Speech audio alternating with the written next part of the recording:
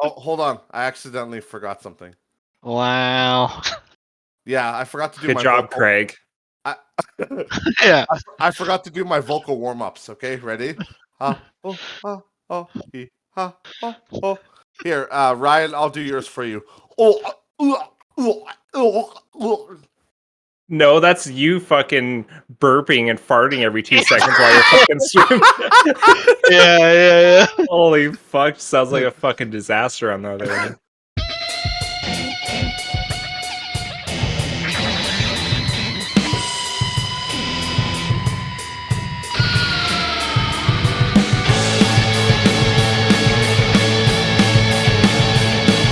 Welcome back to episode 2 of Not Rich Just Bored. I'm Cody. That's Ryan. Hey. Hey, you did do the Red Hot Chili Peppers thing where you go, heyo. Ayo. Anyways, we're joined today by Justin, Sword Kira, Sword, the Kira, also known as Dagger Eclipse on Xbox 360. Oh my god, don't even bring up the dagger eclipse. Oh, But yeah, what's up? That's a joke because your old your gamer tag was always like Sword Chaos way back in the day, and then my brother Kyle made his Oh dear god. Dagger Eclipse. Yeah, my username was Sword Eclipse for the longest time, and then his brother. All of a sudden, one day we were playing. I'm like, "What the fuck? Did you change your like gamer tag?" And it was Dagger Eclipse.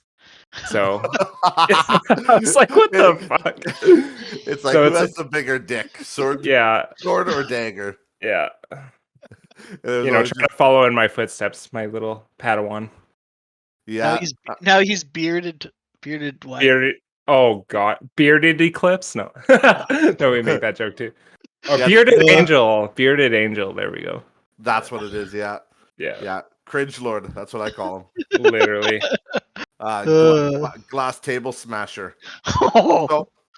Well, he hasn't officially blew the table up yet, but it's getting close. The cracks are starting to show. Yeah. Legitimately, it's gonna break any day now. Yeah. But so I think we're gonna open up with, because we are the official Resident Evil podcast. Yeah. I think the Houster had something else to add to the movie. Oh yeah. Is that right? Is there Just something you want to talk about? just Something a to say?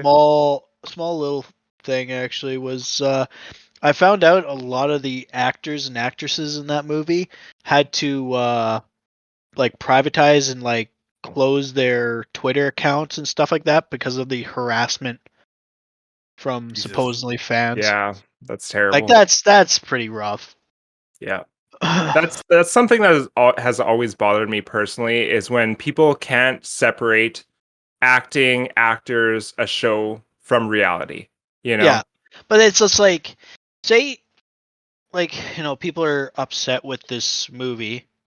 I don't know. I don't know what they're expecting, but I just there's this one guy that plays the Leon actor, and he seemed, I guess, really passionate of the idea of wanting to do this role and stuff, right?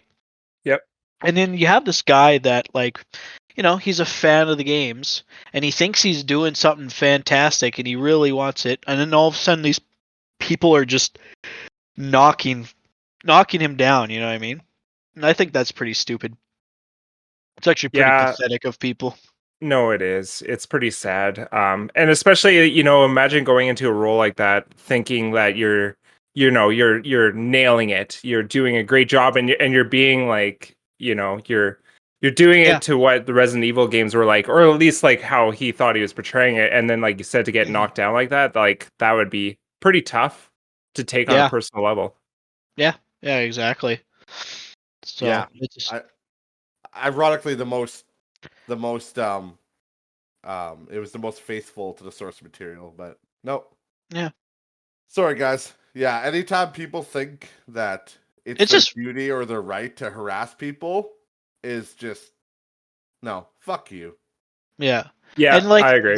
That's the crazy part, right? Is this is the most faithful movie to the Resident Evil franchise, and yet it's just like people are just going after it. And again, like, we seen it, and it was good. Like, I really enjoyed it. It was a great movie. But like it just like, oh man, I like again, like I don't know if it's a fucking vendetta with these people that just hate this, or I don't know. It's just so weird. But then again, a lot of Resident Evil fans don't even know what they fucking want. So Yeah, true enough. I think even like with like I think how people are sometimes is if they don't like some of the older stuff, the newer stuff will never be good either, no yeah, matter what they do with it. that's You know? so true. Yep. Yep. Yeah, I agree. I agree. Spoiled. Yeah. Mm-hmm. So Yeah. So that's pretty much all you wanted to cover on that. Was That, like yeah. they're basically they were having to privatize their accounts and Yeah, just they're getting harassed. And it's just a shame because you see stuff like that and say I don't know how it's doing in the box office. I don't think it's doing the greatest, but no, probably not. I could probably look it up. But it's just the fact that like if there was any sight of possibly another movie to be made, man, this is like if people are wanting this franchise to not make another movie, well, I guess they're doing the thing because they're harassing the fucking actors and actresses to a point where, you know what I mean? Like, Yeah. well, why would I want to make another one of these movies when I just have people harassing me? Yeah. And even like even on from a director's point of view, like, you know, if a director feels like it doesn't matter how I direct or make this movie, people are just going to shit on it. Like, why would you even want to make another movie? Yeah, exactly. I agree 100%. And it's a shame because the people that really enjoy it, it's just like if you don't like something, then like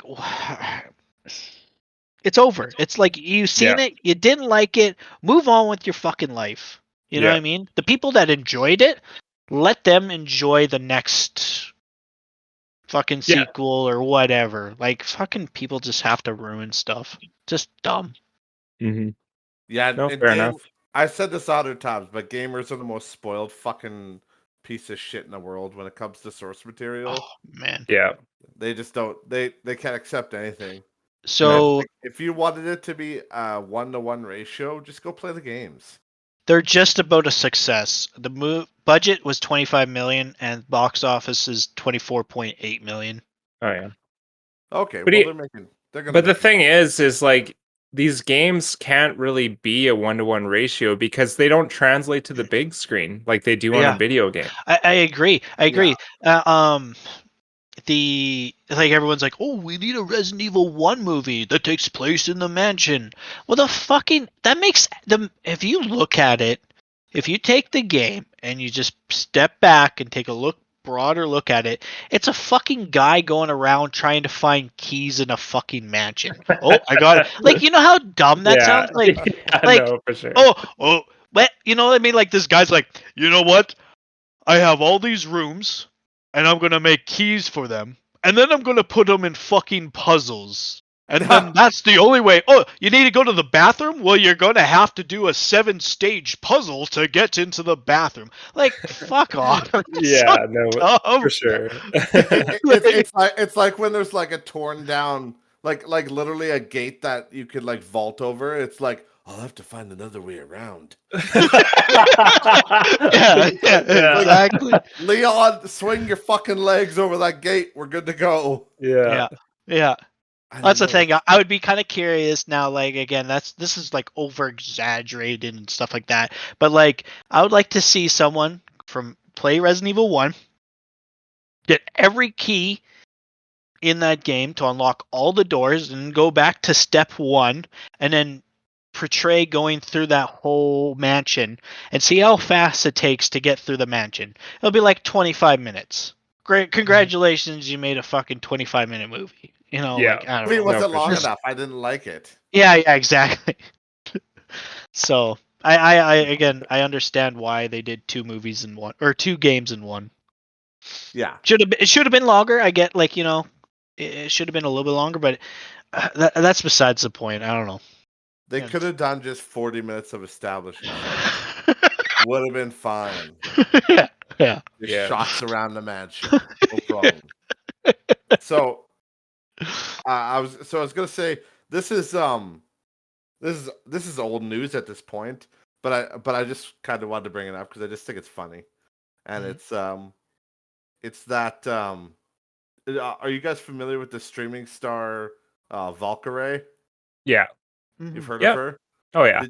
Did you hear what she did recently? I think this is a couple months ago now, or a month ago. About her like gaming fucking cream shit, like face shit. Yeah, Yeah. her blue light blocking, essentially sunscreen from your computer. Yeah. Oh my god, it's Yeah, so that's, funny. that was like something like October or something like that. Yeah, but Yeah. No, like I said, it's been a while, but I just we didn't have a podcast at that time, but I just yeah, want to I bring get it up because I think just I I hate how full of shit streamers are, and especially like titty streamers and all these people that are making lots of money. Yeah. It's like I didn't know. She got backlash and she's like, oh, well, I didn't know what it was. It's like, motherfucker, the guy sold you sunscreen for sitting in front of your computer. Yeah. Like you didn't think that through? No, you saw dollar signs. I like just be Why can't they just be honest? Just be honest. Yeah, I want because she said she was a part of the research for like fucking 2 yeah. years or some shit like that. Yeah. No way, really? Yeah. Oh, Yeah. She 100% did, and she's like, I really believe in this product. Like, doubled down on it. I'm like, oh my god. Yeah.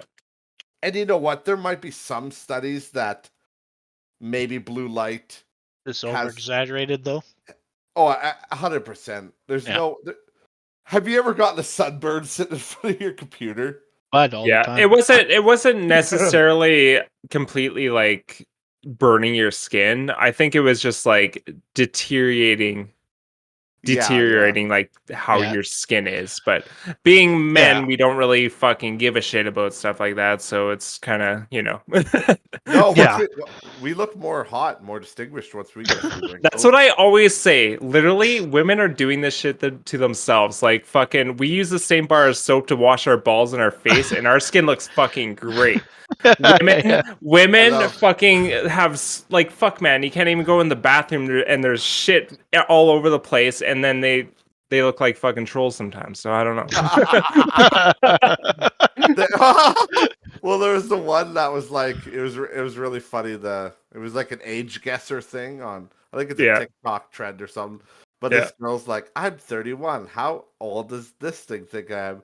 And it's like the thing thought she was 28, and I'm like, I don't know about that one. Yeah. And I think you're lying about 31 personally, because you look like you got a few fucking miles on you. Yeah. Do you know what's funny about those age things? I guarantee they just keep resetting it until they get a fucking young age. You know what I mean? Because it doesn't give you the same age every time. I think there's like AI stuff is in there, obviously, but then there's some RNG in there as well. So they're probably just sitting there for 30 minutes, like, oh yeah, no 25, I'll go with that one. And then they post it on Instagram and like, oh my god, I'm so young. got a shock Shaco on my first drop. Yeah, legit. Like, fuck. Fucking idiots. Yeah. Actually, while we're on the topic of that Valkyrie skincare thing, one thing I will note though is streamers are like held to a different standard than normal celebrities, because there has been other celebrities I don't know that have actually promoted the same shit, like with that skincare with blue light. But nobody gives a shit about those the celebrities doing that. But it's weird how like streamers are like, I think streamers are like in a different like category? The average person knows who, like, or what am I trying to say, honestly? I don't know how to explain what I'm trying to say, but like the streamers are almost to some degree can be considered a little higher than a normal celebrity. Yeah. Because, well, like, and I get what you mean, but like, they're more relatable. There we go. That's what I'm trying to say. Yeah. They're more relatable to the average person, especially like if you're into gaming and stuff like that. Especially if you're. Yeah, and I think the big thing too is because of that interaction that streamers have to their audience, right? Yeah. Audience don't really get, the only real true interaction you have is like movies, or I don't know, just social media. Yeah, that's a perfect way to say it, is like you get way more interaction on a personal level with a streamer than you do with a celebrity, for sure. So I feel like they're kind of held to a different standard than, say, like, your Brad Pitts and stuff like that. Yep. Yeah, and and I think there's also the archaic belief of how like Robert Downey Jr. and stuff like that, like quote unquote real celebrities are like they did a real job to for their status, where streamers are just like seen as punks playing video games. Yeah. Like yes, so yes, for sure. there's that too. So they're held in a different light, but some of those streamers are making more money than those celebrities, which is the crazy thing. There's a lot of money there, for sure. Dude, I'm so fucking sick of it. Every fucking time I go on Facebook or anything, Instagram, anything, the first reel that will pop up on anything is some stupid gamer news story, Snapchat too, about Amaranth. Holy fuck. Every fucking time along, it's like Amaranth spent $1 million on her birthday. This is very controversial because it's her money and she spent it on herself. That's just sick. You know what that is, though? That's selective advertising, because you keep going into her fucking stream all the time. Shit, you caught me. I don't get those ads. yeah, I don't get them. I've never got an Amaranth ad. Neither do I. No, I always get it from. There's this one channel. I think it's called Dextero. It's like a. Oh yeah. It's like I know what you're talking about. Yeah, it's a news channel. Yeah. They just talk. Yeah, they talk about streamers all the time. But like, I swear, every second video he makes is about Amaranth and how much money she's making. It's like, okay, guys, we get it. Yeah, they were really good when they first started doing like gaming news, but they're almost getting to like freaking BuzzFeed levels of of like promoting or like headlines and stuff like that. They've been doing lots of clickbait stuff. Oh yeah, but it works. Yeah, I mean, you see an Amaranth ad and Cody's already clicking it to watch her stream. Yeah, I'm already on there. I'm like, wait, shit, she's live now. Oh, I hope my Prime sub is still on there. Yeah. Oh, no, I've given it already to Sword Kira. Shit. Oh, thanks, bro. When are you starting Appreciate League of Legends again? Frick, I haven't played that game forever. Dude, did you see the Netflix series? Yeah, apparently it's really good. I've heard only really good things about it. Yeah, same. I haven't watched it yet. I haven't watched it, but I've seen like a little bit of it, and the animation is really, really good looking. Yeah, it looks it looks actually really awesome. Yeah, and I've heard good things about it too. Oh my god, I don't know why this just popped into my head. This is so random, but have you guys seen the weird reel type thing going around of people it's like an Indian guy, like East Indian, singing Bon Jovi or whatever? No. It's my life. Oh god. I think I saw like someone taking the audio from it or something like that. Yeah, they're using the audio, and it's like this weird like Microsoft Flight Simulator from 1997. Yeah. This airplane driving by, and then it zooms in on the window, and these Indian guys are always green screened into it. and it's like a meme. It's like a joke they're doing, but it's like, oh yeah, it just never gets old to me. I don't know why. I'm just like, this guy's got some good karaoke skills here. But and then there's that. I was gonna say there's also that Russian song that's popular on TikTok right now, I guess, and it's actually got really explicit lyrics, but people are getting like their kids to dance to it and stuff. Oh, so it's really funny. I always find it funny when people like when foreign songs blow up. Yeah. And people literally don't know what they are. Yes, it's like the traditional like, you go to an Asian country and they have like a t-shirt, like an English t-shirt that says like, I have big balls on it or something ridiculous like that. And it's no different than the other way when you know, white people are getting freaking Chinese tattoos on their neck that say something ridiculous too, like Yeah. it goes both ways. Yeah. Well, it's Pete Wentz. Goes both ways. Sorry, that's a song lyric from Childish Gambino. Nice. That's totally funny. The one weird thing I find about Japan in general is how they don't have words for certain things. So there's just like in Japanese stuff, there'll be like random English words. Yeah. Have you guys ever seen that? Yeah, I've seen that before too. Yeah. It's even like with anime, it'll be like "Kotsukura Gundam Wing." Yeah. Yeah. Hmm. Oh, I love that. It's so funny. Um, and then the other thing, another small topic I was going to bring, was Nintendo is actually endorsing their first Super Smash Brothers tournament coming up. Oh, really? Wow, there was Coming- so much drama unreal about drama. that. But Yeah.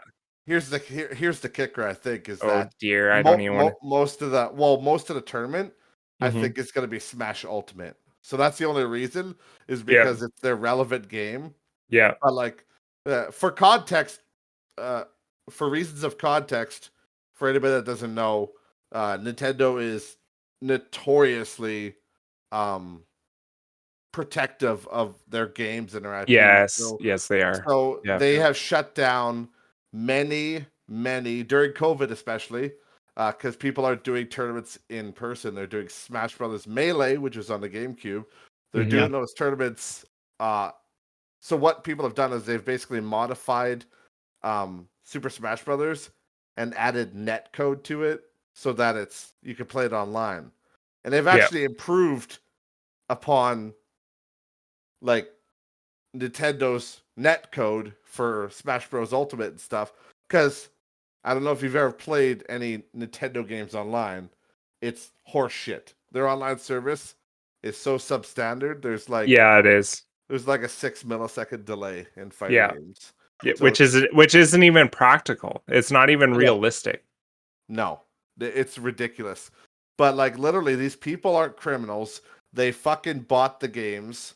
Like they have physical copies of the game. All they did was modify the code to play online, so they could play their favorite Nintendo game in a tournament. And Yeah. fucking Nintendo shut them down. It's See, like that's dumb, hey? How like someone has like went in, pretty much helped improve, yeah, again, the network, made a positive Yeah, to hopefully maybe Nintendo to look at it and be like, okay, maybe we can do this going forward. But instead Nintendo's like, just punish you. I'm gonna punish you for your great hard work to make our game even better. Like, yeah. Especially with something particular like that, which doesn't make them lose any money. It doesn't like it does not harm their company in any fashion. yeah. yeah, You know? yeah. I No, don't I don't understand the mentality behind it. Like not even a little bit. no, I don't, and I understand how they've been very protective of their IPs, which makes sense. But like Super Smash Bros. Melee, it's old. Mhm. You're not Yeah. making money off it. You made your fortune off it. Yeah. Like, and it's not like they're fucking big slanderous about it or anything. They're not fucking your game up. They're No. literally adding an online service so they can fucking play with their friends because of COVID. So they Yeah. can host these tournaments remotely, Mhm. and then it's like, ugh.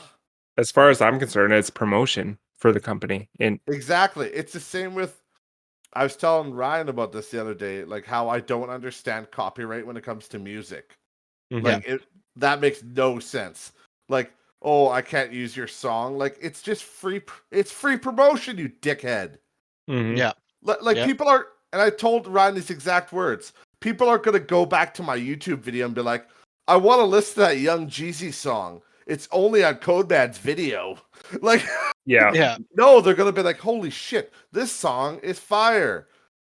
What Mm. is this? They're gonna fucking Yeah. look it up. Oh shit, that's Young Jeezy. I just used him as an example, but that's Mhm. that's such and such. Then you look them up on Spotify and you listen to them. People are gonna Yep. return to a YouTube video to listen to a clip of a song that you used. Mm-hmm. If anything, it's just going to draw more people to stream your song on whatever, Apple Music, Spotify, all that shit. So Yeah. I don't understand copyright claims on music. No. Literally makes no sense. Well, like, like I've done like the Grand Theft Auto streams and stuff like that, and it's just funny how, like, I don't know if it has to do with the fact that maybe the gameplay is like causing, like, making it so it's hard for the algorithm to pick up the music to detect for a claim, or the fact that I'm not a partner or affiliated. But like, I think out of all my streams so far on GTA, I think it's one of my videos been muted for like 30 seconds. Oh yeah. But like, I'll play the radio. There's so much copyrighted music like I play. Yeah. Yeah, right. It was just you singing, and they're like, Yeah. "Oh my god, this is the real thing." Yeah. Yeah. Yeah, Like yeah. I can kind of understand like YouTube videos, but the one thing I do not understand is streaming. Yeah. I do not understand how you can copyright a stream, like a live, like a, Yeah. like that is Something, weird to me. and especially with Twitch, because eventually the thing is, Twitch doesn't hold on to those streams forever. Mm-mm. Isn't it a certain amount of days and then it's gone forever? Yeah, I'm not too. So I don't know exactly, but yeah. yeah. So like, it just, that makes it, again, it makes no sense. But like Cody said, nobody's gonna be like, "Oh yeah, there was this Bieber song on freaking House or stream from December. I'm gonna go back and watch his stream so I can listen to this song." Yeah, exactly. The Ryan's like, but you can if you want to, though. you can if you want to. You You can should. watch it all the time. Give me the views. No, Head Yeah. right over to twitch.tv, twitch.tv/the_houster. yeah, there you go. Look at that. I didn't even have to do my own. Mhm. I got you, buddy. I plugged it right there. Plugged it right there. Started this podcast just to plug in your freaking social media accounts.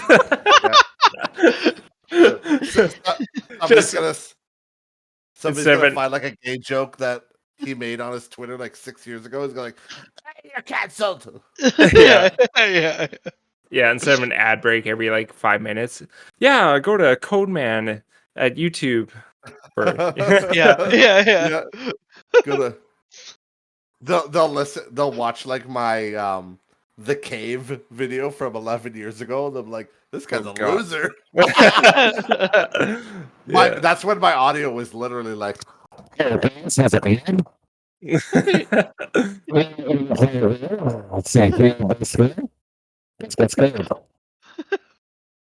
literally what my audio sounded like. When it comes to games, is there anything you guys are excited about? Anything coming out that you're excited about? Oh, you know what? Not really. Halo campaign. It's out. Which is out today, isn't it?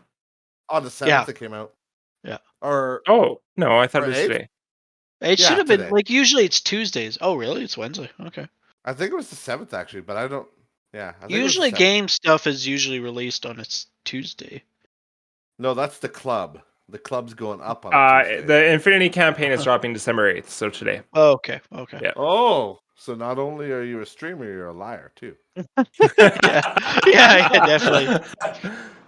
I know, like, I was just watching someone play today actually, and he was in the middle of a boss fight, and the boss fight, man, like, holy man, I already know if I played it, I would be so frustrated on, like, because it's a good AI, like, it's just like how it responded to him and stuff, and like the attacks and the speed of that boss, like, from my understanding, he's a pretty good. Usually he plays Tarkov or whatever, but but anyways, he's pretty good at video games. It looks like, but he was having a hell of a time trying to kill that thing, and he was doing some pretty cool trick shots. And then, like, there's that grappling tool, I guess you have. Oh yeah, yep. And he was utilizing that as best as he could, and he died probably, like, I don't know, man. It seemed like 30 times. Mm-hmm. He eventually got him though, but. What do you guys think of the $80 price tag? for the campaign. Jesus, that's rough. I don't like $80 games. No. And One thing though is you can't like I see people looking at the campaign and they see the $80 price tag, but another thing you have to factor in is that they are giving you the multiplayer for free. So to me, you should be bundling that up in a sense. You know what I mean? Like when you think about it. When you think about it. Yeah. Is there nothing extra other than just you pay for $80 for the campaign? Like there's nothing that goes towards multiplayer or anything like that? I don't think so. Wow. Yeah, I don't think so either. The one thing I really don't like about it is that this is just something I heard too, is that apparently you can't replay missions in the campaign. What? Which I thought was really weird. That doesn't even make sense. So what? You beat the game and you can never play it again? Well, you could start the game over, but start it over. I see what you mean. Yeah. Yeah, but I think this one's open world if I remember correctly. Yeah, it is. It is. So so it makes sense in a way. I understand why people are better because it's not the same as the old formula, but typically open world games, that's how it goes. You do a mission once. Yeah. That's how like Watch Dogs is and GTA, The Witcher, Horizon, The Witcher. Mm-hmm. Yeah. It's Skyrim. Skyrim, yeah. Well, Skyrim never ends. You get infinite missions. What do you mean? Well, those stupid side missions. Okay, are you talking about the stupid assassination missions, which is like? Well, there's that, but no, there's like the infinite, the Jarls and stuff will be like, I need you to clear out Half-Fang Keep. Yeah. There's some garbage bandits in there. Yeah. But as far as the prime, like the main missions. Yeah, exactly. You could only do them once. Yeah. But I understand where people are coming from, though, because every Halo before that was typically like mission-based. Yep. So, but the linear storyline. Yes, very linear. Yeah. Exactly. Did you say linear or linear? Linear. Linear. Leviosa, not Leviosa. Yes, Neville, very good. Hey, what about that game? That fucking remember when they? Remember when they tried to cancel that game? Oh yeah. Wait, which game?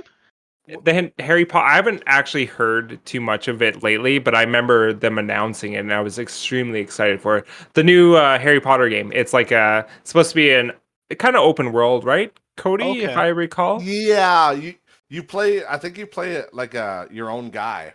Yeah. Like it's like you're going to Hogwarts as your own unique character. Okay. That's what I mean. Ryan will like it. It's third person, but yeah. Yeah. Oh. I get a first person game, and no one wants to fucking play with me. Yeah, but we already discussed this. But the freaking first person games that you like to play, you need fucking 2 keyboards to play the goddamn thing. Well, that's how it works. Ryan likes to be punished when he plays his fucking first person games. Yeah. Well, if I want to be really punished, you gotta run a fucking Call of Duty. Just aim down the sights for fuck's sakes. It's honestly not that bad. We're talking about Escape from Tarkov. If anybody is wondering what we're talking about. Yeah. EFT. Yeah. Well, it was DayZ that it was EFT. He's like, I just like these complex games, man. Yeah. Fuck, he doesn't even play them. He just sits in his inventory the whole game and then shuts down the stream. Yeah. No kidding. The stream is 4 hours of him freaking in his inventory. Then he does one mission and then the stream's over. Yeah.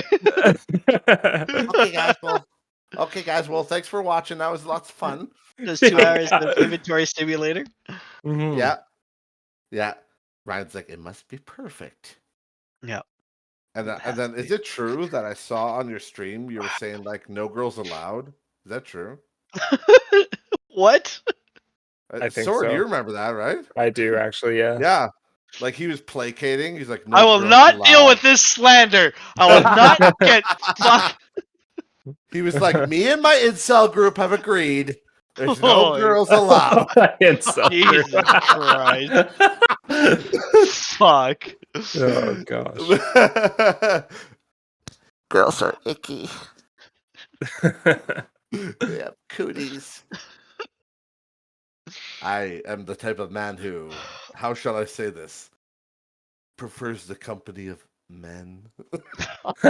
Christ.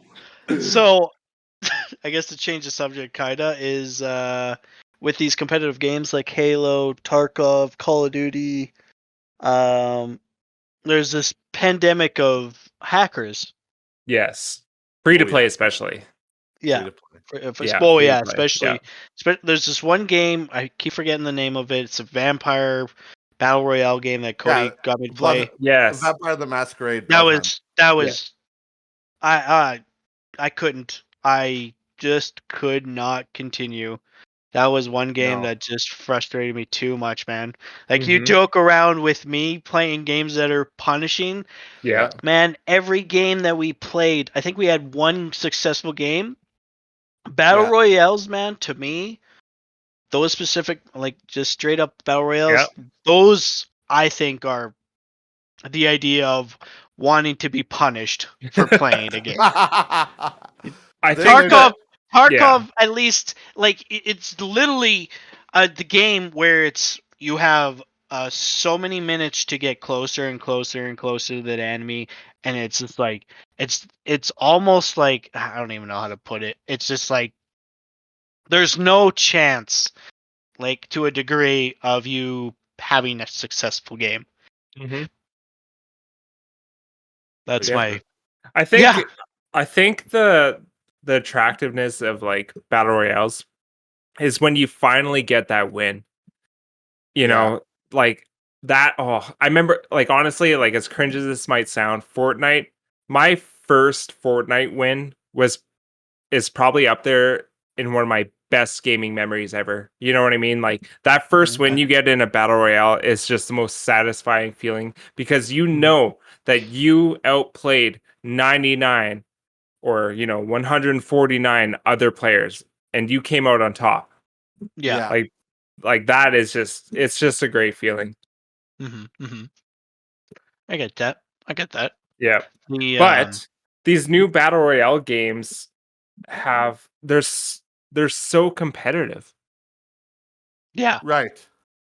That's like, and I guess that's one subject I was kind of curious about is it, especially during this pandemic that's kind of taking place. A lot of people are home, or not maybe as much as it was at the beginning, but there's been a lot more people playing video games, and now you have a lot more of these competitive gamers, to a point where, like, these sweaty players, everyone call, fuck, man, this guy's sweaty as hell. He's just doing everything, right? Yeah. And there's more and more and more and more and more of these, where it's kind of almost like pushing away these casual gamers. Yes. And so I was talking to Cody about this. What I'm curious about is this influx of hackers. Is this just the casual market just getting tired of all these sweaty players, ruining the experience for a normal casual player that's not as experienced as some of these sweaty competitive, like I'm kind of doing two categories: sweaty players and professional gamers. But you have these two guys that are completely dominating the multiplayer gaming experience, to a point where casual gamers are like, well, I don't want to play anymore, or I'll go out and buy these hacks or whatever so I can at least fucking have one successful game. Yeah. No, I think that's a good way to look at it, for sure. And I could totally see it, because if you just want to play a game and you get punished and punished and punished, you look for an alternative. And if you can't put in the time to get the skill, that might be a different outlook for you, is just, going the easy way out. Yeah. Yeah, guy working all the time. He can't sit there fucking playing 24/7. Screw it, I'll just pay $5 or whatever the fuck it would be. Yeah. Fortunately for that person, they could risk their account, but I guess maybe that $5 is just worth it to them. Yeah. And the free to play type of games promote that, because it's because like back in the day when you're paying 40, 50, $60 a pop, you get your account banned, all of a sudden you start looking at that price tag and it's like, okay, it's not very practical for me to go and buy this game every week because my account's getting banned. No. Yeah. Exactly. Like I think one company that's really fought against it is I keep forgetting the name. It's a competitive this is so bad. Valorant? Yeah, I think that's it. Because Yeah. they get into the point of getting your hardware. They scan your hardware ban. for it. Yeah. And for some people that's like what is the term I'm looking for? Kind of like going into privacy. Yeah, they're kind of evading your privacy because it's like it's your hardware and stuff. Why are you scanning my computer, right? Yeah. But I guess I'm maybe one of the rare. I don't know if I'd be considered one of the rare ones or whatever, but I could care less because I have nothing to hide. Exactly. Yeah. Yeah. So I mean, you got your porn in a special folder, and everything else is good, right? If they want to look at it, they can go right ahead. But the thing is, though, is that these people that are like constantly like, well, why the fuck are they not doing anything about these hackers? Well, the thing is, a good analogy, or maybe not analogy, but a good way to look at it, a example. This one person put it. Hacking and anti-hacking software, or like BattlEye, for example. Yeah. It's just like a bullet manufacturer and a body armor manufacturer. That war will never end because one will always want to outdo the other. So the one will just make a bigger bullet or a stronger or a faster bullet. So then the armor guys are going to get a thicker or like some kind of unique kind of armor. It's just like hacking and anti-hacking. It's just going to be like, it's always going to be around. Do you know what I strongly believe in is like bounties. Bounties for hacking. Okay? Mm-hmm. If I make a game, say a FPS, and I'm a developer, I'm going to put a $10,000 bounty out there to produce a hacking software.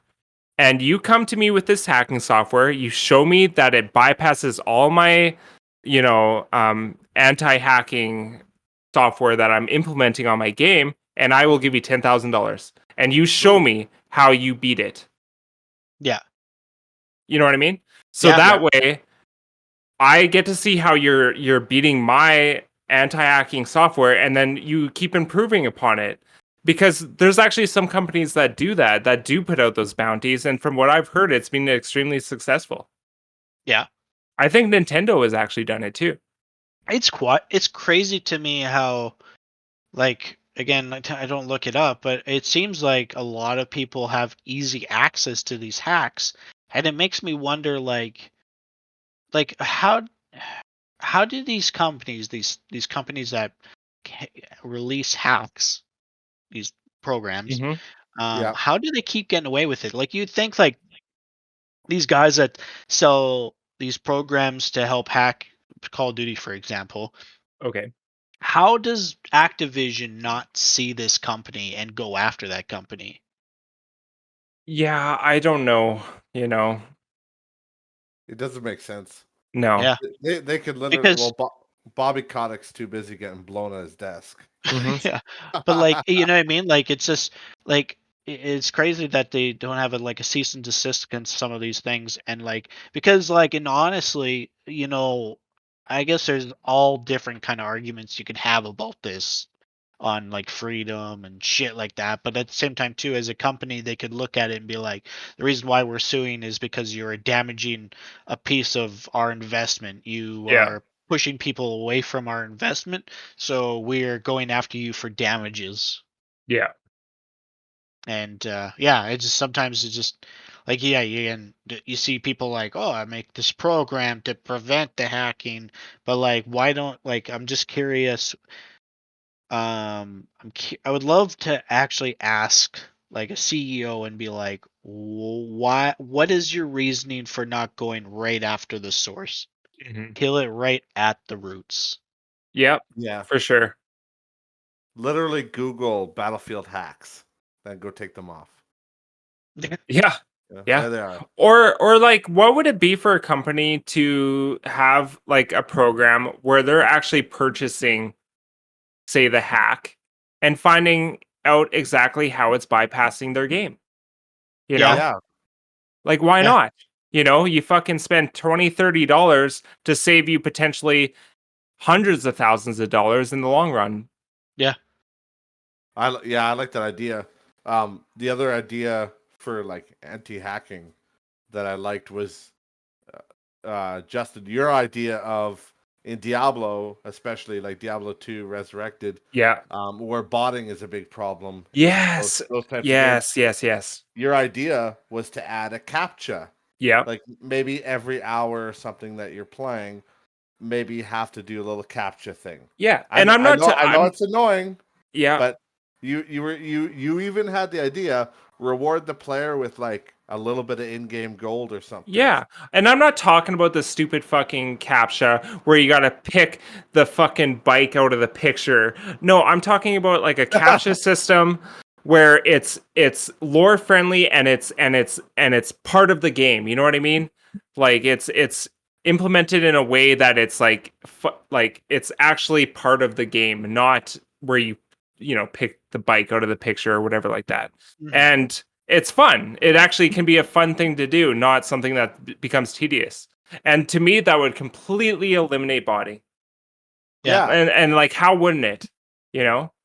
Mm-hmm. Mm-hmm. And like I said, be rewarding to the player that they actually want to do the captcha because they get a little bonus from it. Maybe they get, say in Diablo, you have things like Magic Find, which increases the chance of finding better items. Well, frick, give the player 5% boost to their Magic Find for completing the captcha every Yep. hour. Yeah. That's just a simple idea to me. And to me, that would completely eliminate botting Yeah. and make the experience a lot funner for everyone that's playing that game. Because that is something that ruins those types of games, is when the economy of those games gets completely distorted because people are botting 24/7 and the economy gets destroyed. Yeah, that's what happened to World of Warcraft. Exactly. And look at like we're in that Diablo group on Facebook where we just Yeah. kind of chill, like talk to Yeah. other guys that are playing the game. But the amount of fucking scumbags in that group that are like posting about how they bought items on a site, it's like, Yeah. what happened to just fucking playing the game? Yeah. What's wrong with that? Exactly. You want to get your Enigma? Fucking go farm it. Go get your Yeah. shit together or trade it. Go farm to get something to trade. Mm-hmm. Yeah. Like I will never, as long as I live, understand people that buy end game gear. Because at that point, okay, cool, you bought it. Now what? What? Yeah. Well, you have no more goals. You're done. Yeah. Like, And what that's was the what keeps point? those games going, is goals. Exactly. And that's Fuck. why a game like Diablo 2 has been one of my favorite games forever, because there's literally items in that game that to this day I have never even seen drop. So there's always Yeah. that end game goal that just keeps you pushing. Well, like in my first the Den of no, not Den of Evil, Cave, it was Cave level 1 or whatever. Yeah. It was my first character, first playthrough on Necromancer. I got a gold dagger drop Oh yeah, I remember that. And you off got the zombie. one of the Yeah, best magic find items in the game. but I played that game for years when I was younger, like when it first came out. I've never seen it. I didn't even know that was an item. I've never seen gold Yeah. before. Yeah. And I'd never seen that dagger in my life. And then all of a sudden I get it, and I'm like, holy shit, 100 magic find? Yeah. Like, Jesus. It's a good feeling when RNG and just like putting in the work to find items, and when they do finally drop in those particular games, is just a great feeling altogether. And that's something that buying an item will never give you. I'm sorry. It will never No. give you that same feeling. Yeah. No, because that's the whole point. It's like, to quote Miley Cyrus, "It's the climb." Oh God. Because it is. It is the climb though of like grinding out your gear. You're Yeah. like, oh fuck, I got an SOJ. Holy shit. Yeah.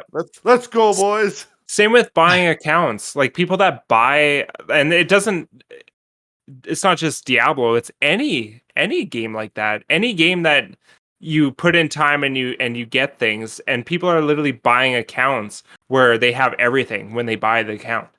Like, Oh man. where's the fun in that? I know, it doesn't make sense. No. That's Dude, there's like you buying a freaking Resident Evil account where they've completed the game.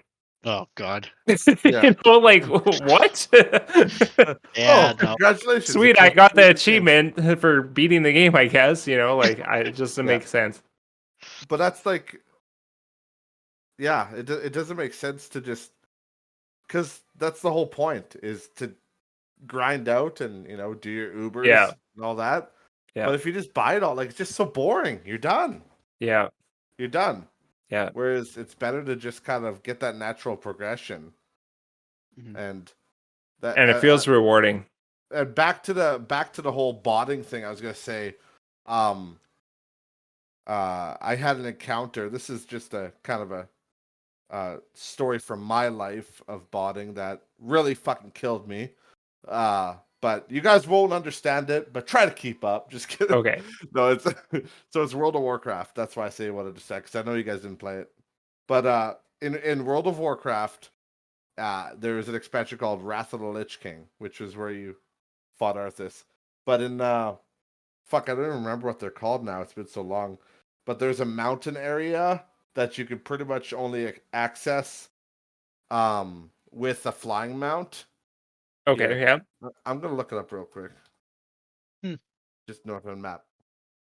Let me just double check here. Cross reference. Storm Peaks. That's what it's called. Yeah.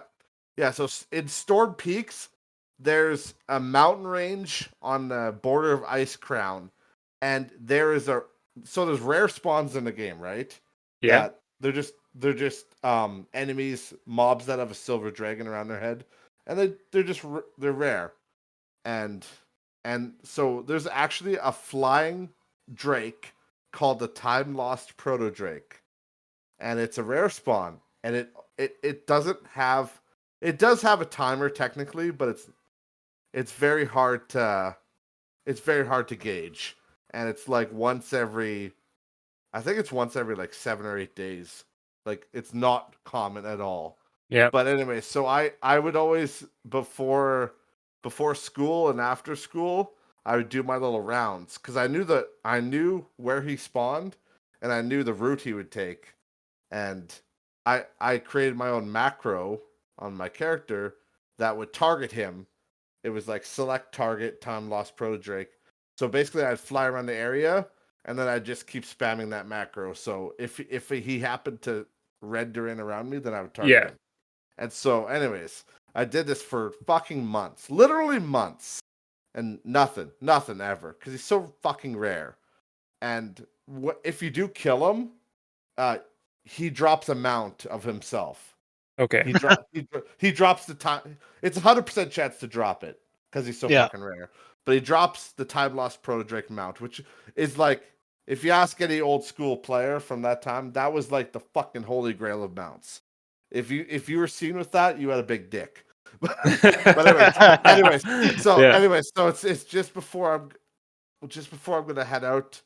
I think it was a family supper or something. But just before I head out, I'm like, fuck, I got like an hour here. I'll do a couple laps around Storm Peaks, and I do this fucking lap, and sure as shit, and this is where I had like a heart, like, you get that little adrenaline rush heart attack. Yeah, yeah. I'm stabbing my macro, and all of a sudden, whoo, Time Lost Pro Drake appears. I'm like, and I'm like, where is he? Where is he? Where is he? And this fucking guy that it was a Death Knight, and it was a bot. No. He literally death gripped it, because when you death grip, is a Death Knight ability that grabs an enemy towards you. Yeah. And so once you get first damage on it, that loot's yours. Oh my Oh god. man.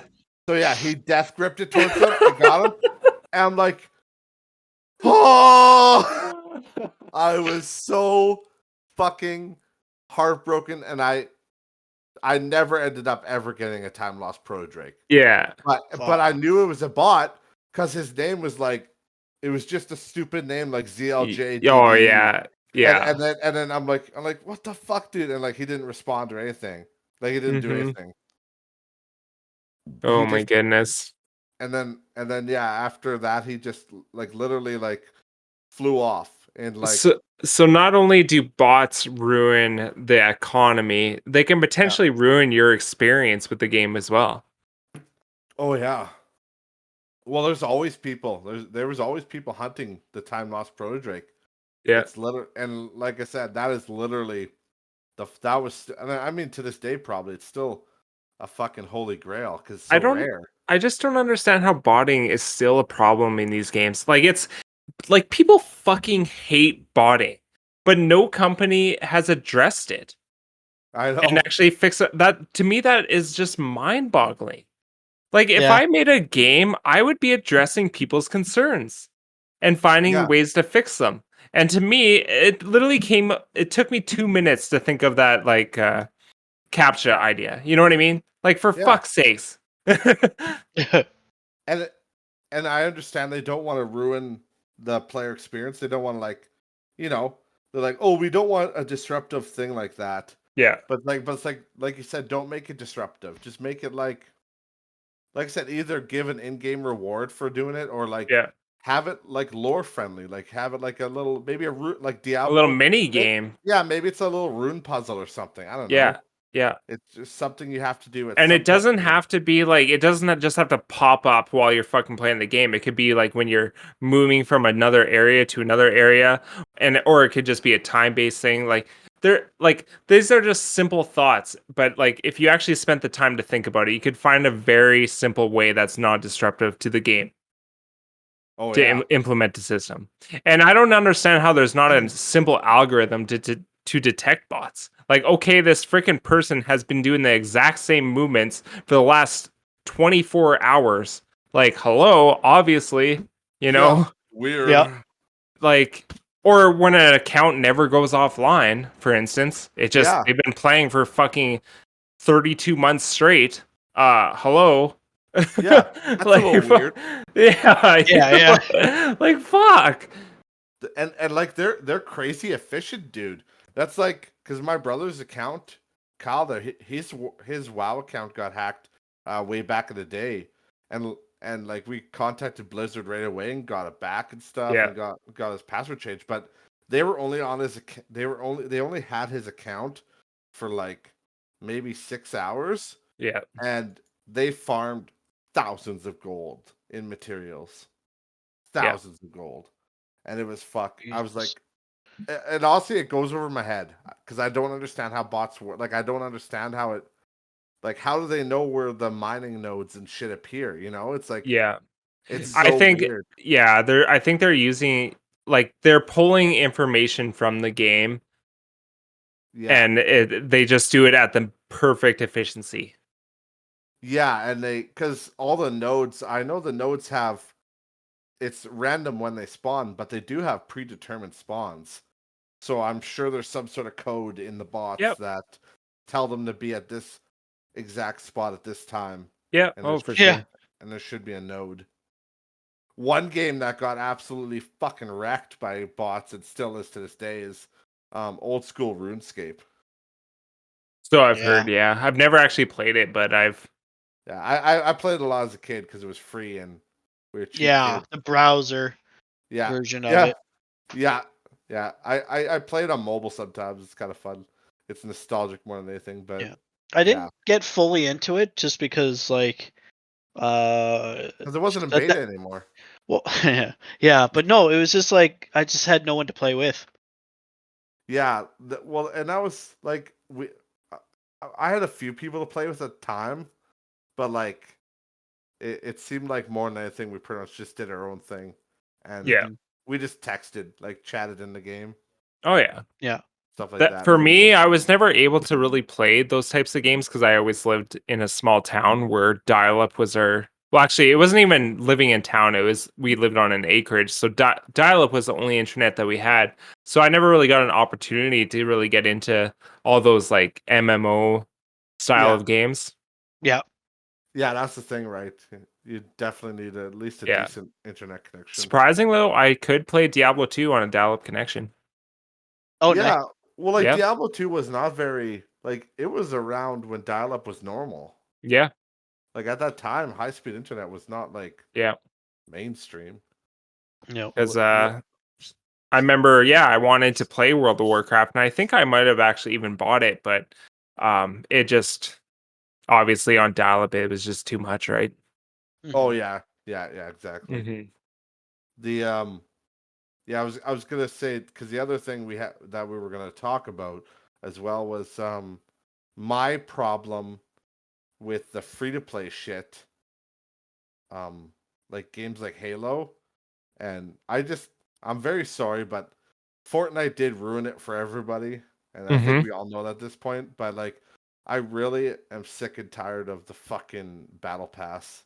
I Oh yeah, yeah. I hate battle passes. I really do. I hate it because that was literally Pandora's box, and fucking Fortnite opened it, and now there's no way to close it because Mm-hmm. it is What the what most would you used. prefer though, a battle pass or like loot boxes? No, If you had to no. pick between loot boxes or battle pass. Well, I honestly, I'd probably between those two, I'd probably choose loot box.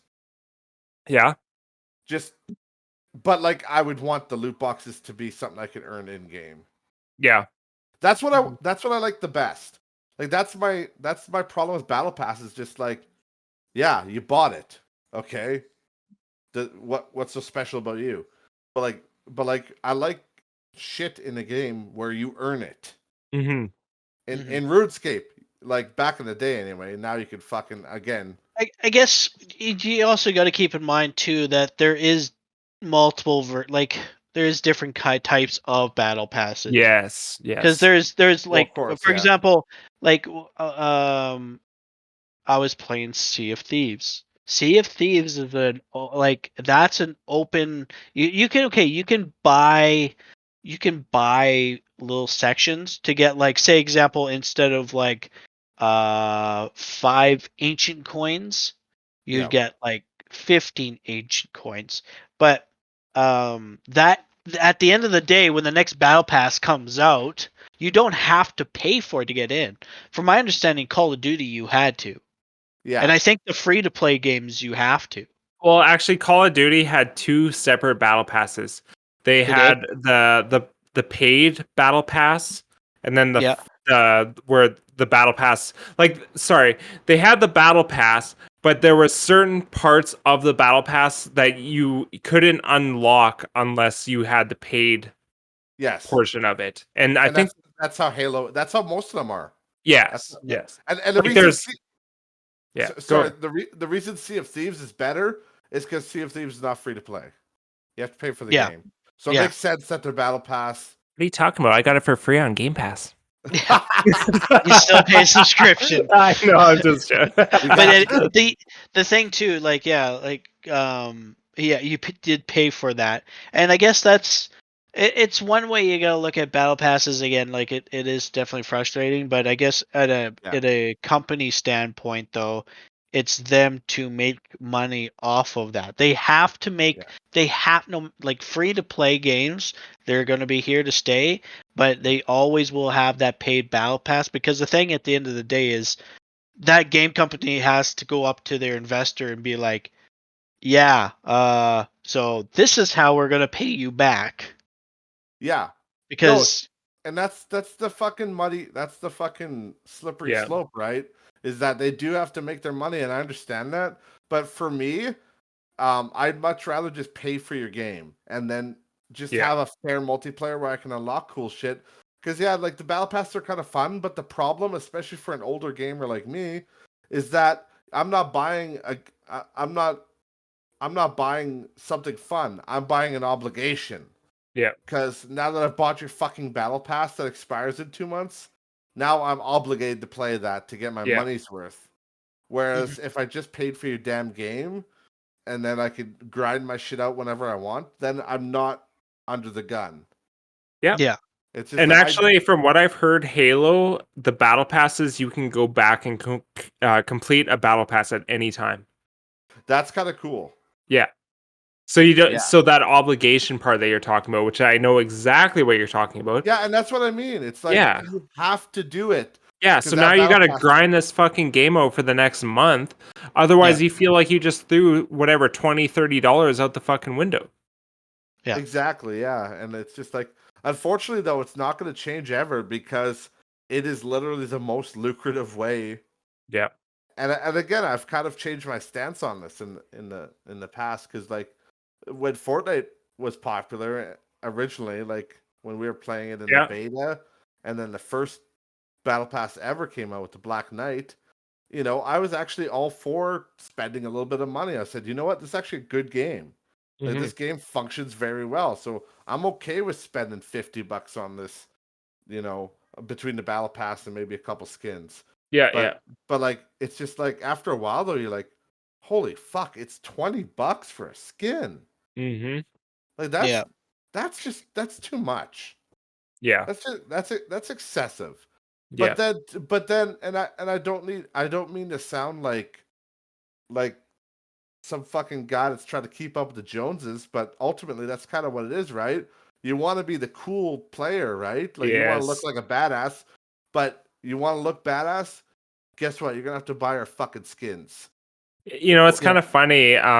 We were talking about free to play, but it's free to play games. Like they got their shit figured out because in free to play games is where I've spent some of the most money on video games. Yes. Mm-hmm. Throughout my whole career in Fortnite, I've probably spent over $200. Yeah, same here. The one thing I wanted to actually mention is with we kind of talked about Halo is no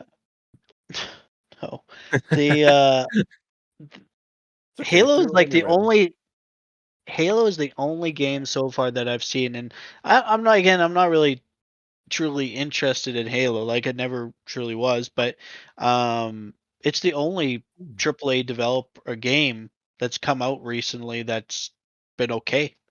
Hasn't been a hot fucking mess. Yes. Yep. Yeah. And do you know why that is though? Do you remember when Halo released their footage? It was like almost a year ago. Because Halo because Halo was supposed to be an Xbox release exclusive. Yep. Like when the Xbox Series X and the Xbox One S, how the fuck you say their names, that's one thing I will never get over is how stupid the naming system is that Xbox uses. But anyways, that was supposed to be a release day game. And they released their footage for that game and it was horrendous. Yeah. Like it looked like a freaking PlayStation 2 game in some areas. It looked like Planet of the Apes for and they got shit on so fucking hard by social media. And they were like, okay, like, yeah, maybe we'll like delay this game a bit. Yeah. And I think it was that delay is that what helped them, because if they would have released that game in that state, oh god. Yeah. It would have been like every other recent AAA game. Oh, man. This is an actual screenshot I just put in the Discord from the original Halo. Yes. Not far off though.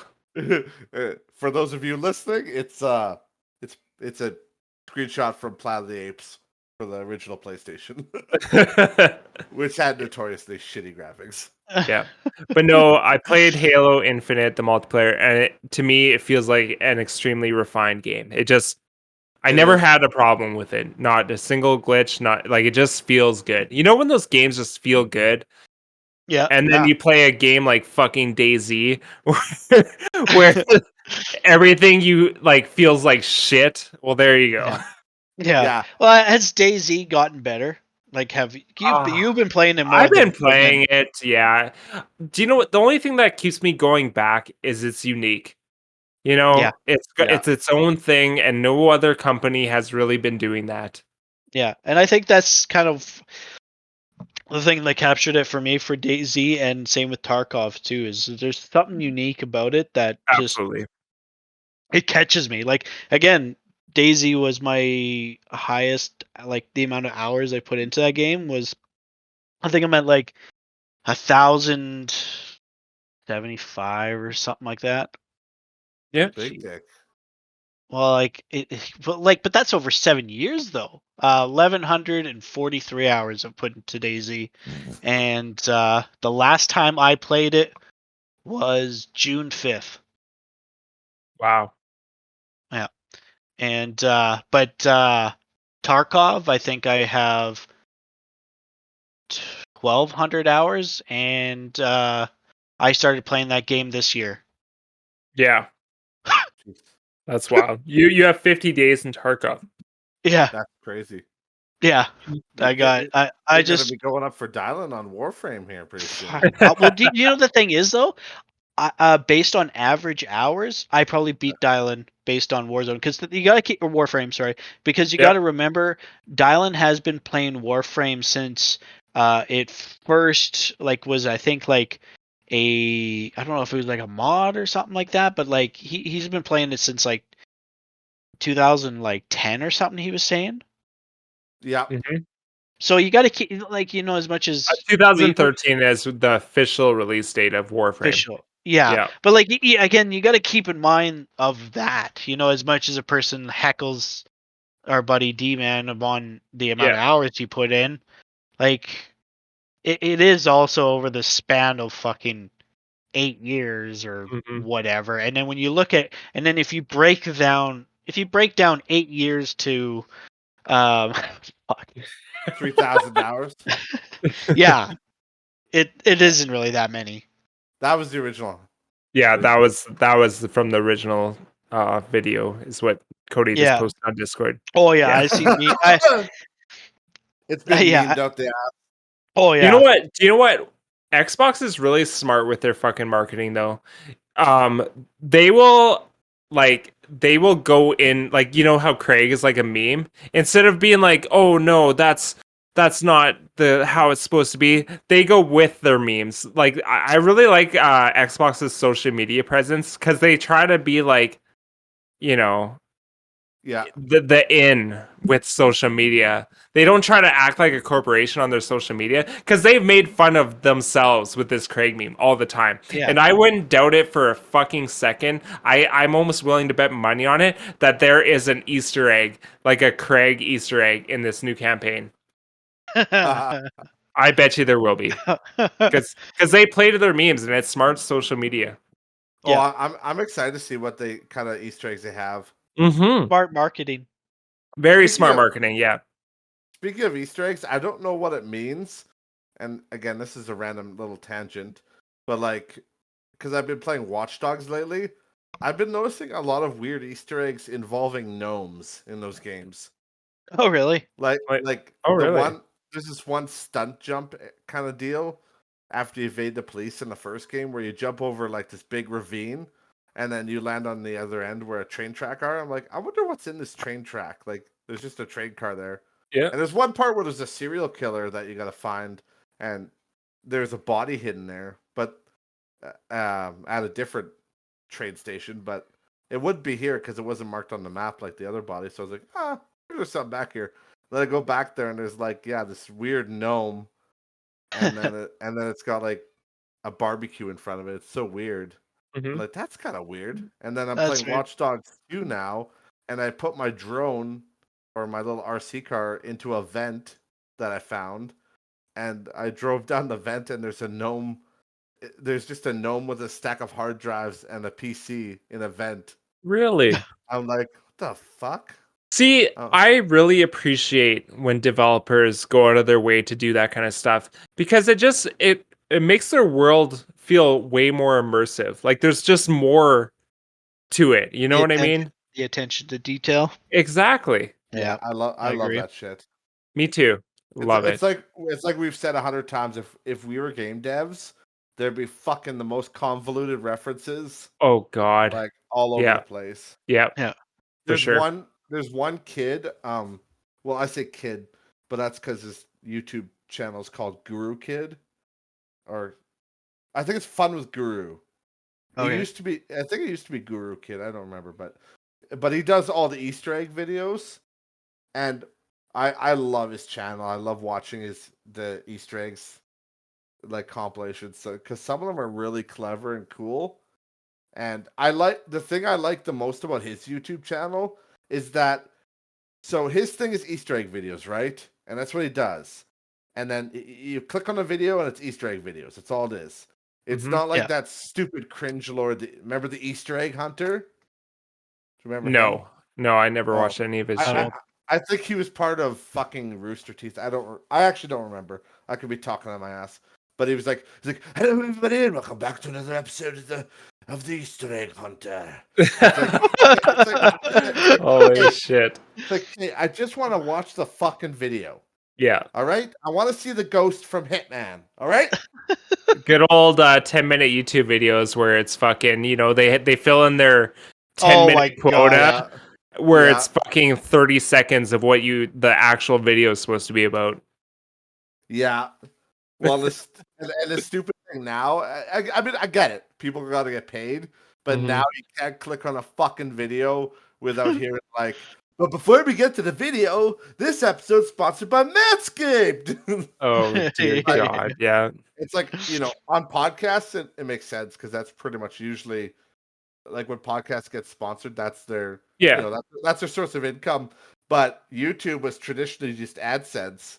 But literally, YouTube sucks so fucking much these days that people are like, we gotta sponsor our videos. Yeah. Mhm. And that's kind of one of those things. I was talking to this one of my buddies that streams, and he's he's a partner, or Mhm. no, affiliated. No, he's affiliated because partner is higher than affiliated, right? Yeah, yeah, affiliates the Yeah. first stage, yeah. Yeah, so he's affiliated, but he's very picky on what kind of sponsorship. He doesn't want to do G Fuel. He doesn't want to do all these other ones, Really? right? Holy Yeah, Yeah, he fuck. because I would he suck fire. G Feel's dick if I could get a see, sponsorship. yeah, but he feels like that's like he Too feels like that's mainstream. kind of maybe mainstream, but yeah, grasping. And he doesn't want to look like that. He wants to Mhm. be like he wants to really get a particular one. But he Yep. says if it was one of those things where he were to become more full time, it was like his Yeah. actual job, Okay, yeah. then that would start opening up more doors like G Yeah. Fuel Yeah. and of Legends and See, the stuff like thing that. is, G Fuel sponsorships cost them nothing. Yeah. Yeah. Literally, it costs G Fuel nothing because they just give them a fucking code that gives them 10% off of their already 30% marketed up G Fuel product. Yeah. You know what I mean? Like, that's how those companies roll. Yeah. That's why G Fuel sponsors literally every single streamer out there. Yeah. Because it costs them nothing. Get 30% off our 30 plus increased profit Yeah, drinks. right. That's how it Buy is, them right? at market value. That's they just give them that code. That's what their sponsorship entails. And Yeah. I didn't want to do this right now, but speaking of which, use code not rich just bored for 20% off the new grapefruit G Fuel. Now at a 7-Eleven near you. Yeah. Yeah, pretty much. That actually, I wanted to bring that up just for a second. This is a conversation we had, I think, a long time ago, but is the fact that like G Fuel and what is the big thing Doc does? He has Mountain Dew Game Mountain Dew Fuel. Game Fuel, yeah. Yeah, that stuff. It's funny. Like I hear that you can find that in American 7-Elevens and Yeah. WalMarts and stuff, but like it's not here. No. And same Which with is G Fuel. G Fuel makes like a canned pop a or canned beverage, and you can't yeah. find it here either. I'm really bummed out about it. Me Now, too. like I've never had G Fuel myself, but like the closest thing to that would be like an energy drink in my mind, right? Yeah. And I know like I'll have like a Red Bull here and there, but Whoa. like I can't though. Like I don't drink as much energy drinks as I used to. I drink one Like my every day. Oh, every fucking day. my body just like I drank too many of them, and now my body just like I definitely have health issues because of the unhealthy habit of amount of Oh energy yeah, drinks. my heart's ready to go any day now. Trust me. Yeah, like but like I would be I don't know why, but I would drink them for like flavor. I would be like, oh, okay, it's 5 minutes before bed. I'll have an energy drink, and then go to sleep. I would be Yeah. able to go to sleep, no problem. But I would wake up in the morning, my stomach is just fucking hurting like a Yeah. motherfucker. Well, yeah, don't drink it before bed. You fuck.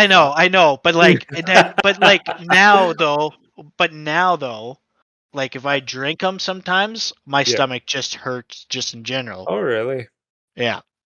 I yeah, I've cut way back definitely in like the last like actually my first energy drink was actually just earlier this year. I took like a 3-year hiatus from them because yeah, Really? Holy shit. I wasn't getting hurt per se like Ryan saying like stomach problems. I just they weren't doing anything for me Oh, anymore. Yeah. So yeah, that's the same thing for me. It's just they got to a point where they weren't doing anything. If anything, they were just hurting me. They weren't giving me Yeah. yeah. energy anymore. For me, the it's the flavor that's addicting. Like I Oh don't yeah, I find so good. you can't get that flavor out of any pop or any beverage. It's just like their flavors are so unique in Yeah. energy drinks. I know You And I know, don't know. what is that? Is I that like don't know. is It it might the taurine in it or it something? could be, but like you can't get that flavor out of any like soda. No, you really can't. one energy drink I want to try, Joker. and oh god, no, I want to try that Zoa. You know, the Rocks energy drink. Ooh. Oh Okay, yeah. calm the fuck But down. that's what I'm saying. It's like it's over. Like there's marketing to it, but I want to try it. I honestly want to give it a shot. Hmm. But it bugs me because it's a states thing. Like I don't know if I can order it into Canada. You're like, But it's like weird. I ate a plate of it's just cookies like The it's Rock just did. funny to me. It's just funny to Did. me how like you have like these companies where like, oh, we're doing our marketing is or we're number one in this, and this is a great drink. You should have it. But then they restrict it to other countries. Yeah. Yeah. Like I don't know if that means like I understand. I think if I remember correctly, Canada has a very like when you look at certain health like certain foods in Canada compared to the US to Europe and stuff like that, they have all different guidelines. Like you'll Oh find totally. in the US they'll have these ingredients which are not in Canadian food or European food, and you'll find certain ingredients that are in Canadian food that are not in the Yep. US. Yeah, like So Red Bull is a perfect example. Red Bull, you could not. It was actually illegal in Canada, I believe. So the only place you get it was the United States, yeah. and that was actually the first time I tried Red Bull was in the United States. Oh wow. Yep. So What yeah. year was that though? Because it's been up here for a while. Oh, that was frick when I was like 14 years old. Oh yeah. Oh wow. Yeah. Yeah. Dude, Yeah. that's another crazy thing about Red Bull though is like I remember going to the bar like we had a Hmm. dance club called the Cooler if you remember that one.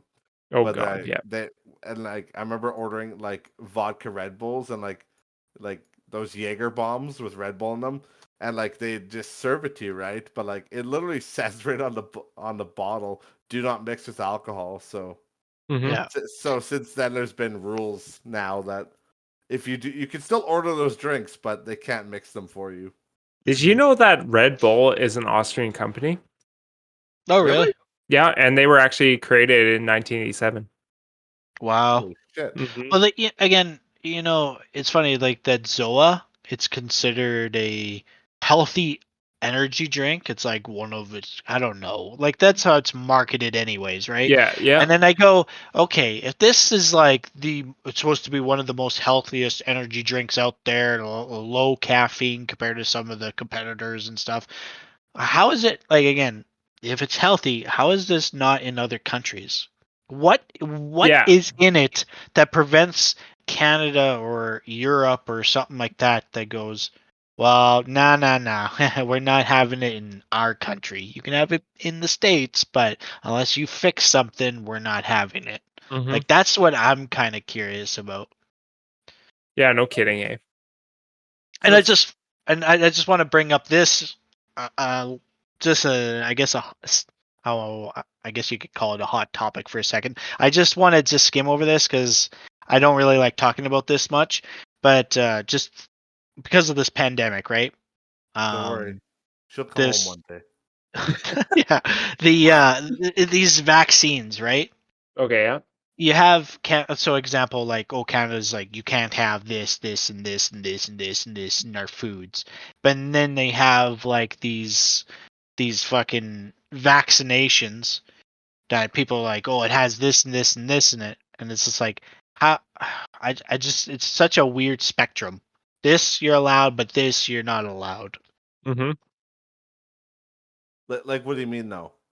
Well, it's like like they talked about like now again, this is like a lot of white noise, and I'm not picking sides on this sort of thing, but it's just like, people are like, "Oh, it has this and this chemical in it," or it hasn't been tested, or like it doesn't follow certain guidelines or something like that. But then it's just like Canada's like our government's like, oh, and I understand it's a pandemic, but it's that idea though. It's just like, oh yeah, okay, let's bring it in. Let's get people to take these different Yeah. types of things, but oh, you got fucking sugar in fast food. Just this is a fake thing, but Yeah, no, I know. I you know think what I'm getting at, though. I totally see what you're getting at. Yeah. Whereas like this vaccine is safe where we don't really know the long-term effects or Yeah. but we do know the long-term effects of eating fucking McDonald's. That shit's gonna fucking kill you, but go, have fun. Have fun. Yeah, right? Yeah, it's Oh, I see what you're saying. Yeah. So it's like why again why does Canada care? Like Canada seems not to care about what kind of vaccinations we put in our body. That's our decision. It's not right. We're not liable. But all of a sudden, food though, certain food that's made, all of a sudden Canada's like, no, we're not letting our people have this because we Yeah. don't want that. Well, is it your decision or is it my decision? Yeah. Because it's like you're not giving me a true answer on what I can do and what I can't do. No, that's fair. And as far as the vaccine goes, that decision has been taken away from us. Even where I work, as far January 1st, you got to have you have to be double vaccinated to work there. So yeah, no, man, you could just take your food to go. Yeah. Well, but it's their choice. Yeah, well, they choose to eat at home, bitch. That's what you hear. And I don't want to hear another one of these fucking vaccine people, these pro-vaccine people. And again, for clarity, I am fully vaccinated. I think all of us are actually. Yeah, I am too. Yeah, I am. Yeah, we all are. But like, I will be the first to fucking speak out against it because I don't agree with it. Like, the mandates. I believe in choice. I totally believe in choice. Exactly. Yeah. And these holier than thou pricks that are sitting out there going like, they're going, oh, well, it's like, well, people want to go out to eat and stuff. It's like, well, that's their choice. I'm like, well, no, it's not their choice. And they're like, well, it's not like they're starving. They could still eat at home. I'm like, yeah, but you're taking away their freedoms. Mm-hmm. They can't go out and enjoy a meal. I agree. Go ahead. Oh, I have some family that's not vaccinated, right? And then I have other family members that are trying to be like, you should get your vaccination. I've had conversations with this one relative in particular where I've had to shut them up because it's just like, oh, they should get this person should get their vaccine. Well, is that because you want them to, or the government wants them to, or like it's their decision? It's their decision to fucking do what they want to do with their body. So don't go and peer pressure them. Do what you want to do with your own body, and that goes out for anyone. If you want the vaccination, go out and get it. If you don't go out and get it. Don't let other people like. And I understand right now we're literally getting cornered and shit like that, Oh, but totally. Yeah. don't let and that's what again. And it's a normal thing. Friends influence other friends. Family members influence their Especially family members. social media. Look at how much But yeah, social social media. media. Yeah. But On try both like spectrums. just try people to form your own thoughts, your Yep. own Educate opinions, yourself. Yep. educate yourself, and don't go off of other people. Like if your buddy is getting a vaccination, don't feel pressured to get your vaccination because your buddy decide for yourself. It's your body. Just like just like your job, just like the vehicle you drive, it's not theirs. It's yours. It's your money. You do what you want to do with it. And that's the thing about that's what I like to say about Canada and a lot of places is we supposedly live in a free country to be It's able to not. do what yeah. This has proven that we do not live in a free country. This No. Yeah. it totally like I said, it's become like with my job, if I want to continue working where I work, you have to have the vaccine. Yeah. So you're not the choice is not there. We live in an artificial state where we're supposedly have free thought, and it's not true. We don't. Yeah. Well, it's like I said, all these fucking virtue signaling pricks that are sitting there like, well, they do have a choice. They don't have to get the vaccine. I'm like, oh yeah, you're right. They don't have to. They just can't work. They just can't go out. They can't enjoy their life. You know, and it's because you can't actually even in some places you can't even get groceries, so you can't even survive. There's liquor stores, there's marijuana stores where you can't like a place that you're literally walking in and out with a fucking mask of all things that they say these masks work, but then all of a sudden, so if the masks work, then why is a person having to fucking show their vaccinations at a fucking liquor store? Yeah. You know They're what? in and out. You know what Well, dude, doesn't make sense about the whole vaccination thing is they've clearly stated that it doesn't matter whether you're vaxxed or not, you can still spread the disease. yes. So why the fuck would a business care if you're vaccinated or not when you can still spread the disease whether you are vaccinated or not? And that's my biggest problem with this whole fucking thing. And the whole pompous term of being called like anti-vax, right? Because at the end of the day, let's fucking grow up, kids. Let's look at it. It's not a fucking vaccine. It is a treatment. It's a gene therapy at best. And it's like it gets you up with your booster, gets you up to 80%, and you could still be asymptomatic and you could still transmit it. Yeah. Sweet vaccine, bro. Yeah, like when it comes to this shit, I'm very cutthroat on my way of thinking. So this is my thoughts on how Canada should address this. I think that everything should be open right up. Okay? Yes. Open right the fuck up. No limitations on how things are moving, okay? But if you have made the choice not to get the vaccine, that is your choice. I believe in free choice. But what I do not agree with is you all of a sudden taking up a bed spot at the fucking hospital because you've made that choice not to get the vaccine and now you're fucking getting extreme health care because you're sick as fuck. Like I they get were I get you that, know what I'm saying? So Yeah. okay, you've made the choice not to get the vaccine, but I'm sorry, the Canada healthcare system is not going to support you if you get COVID. Yeah. I think it should be as simple as that. Sorry, buddy, you made the choice to not get the vaccine, then you can fucking tough this out at home. Yeah.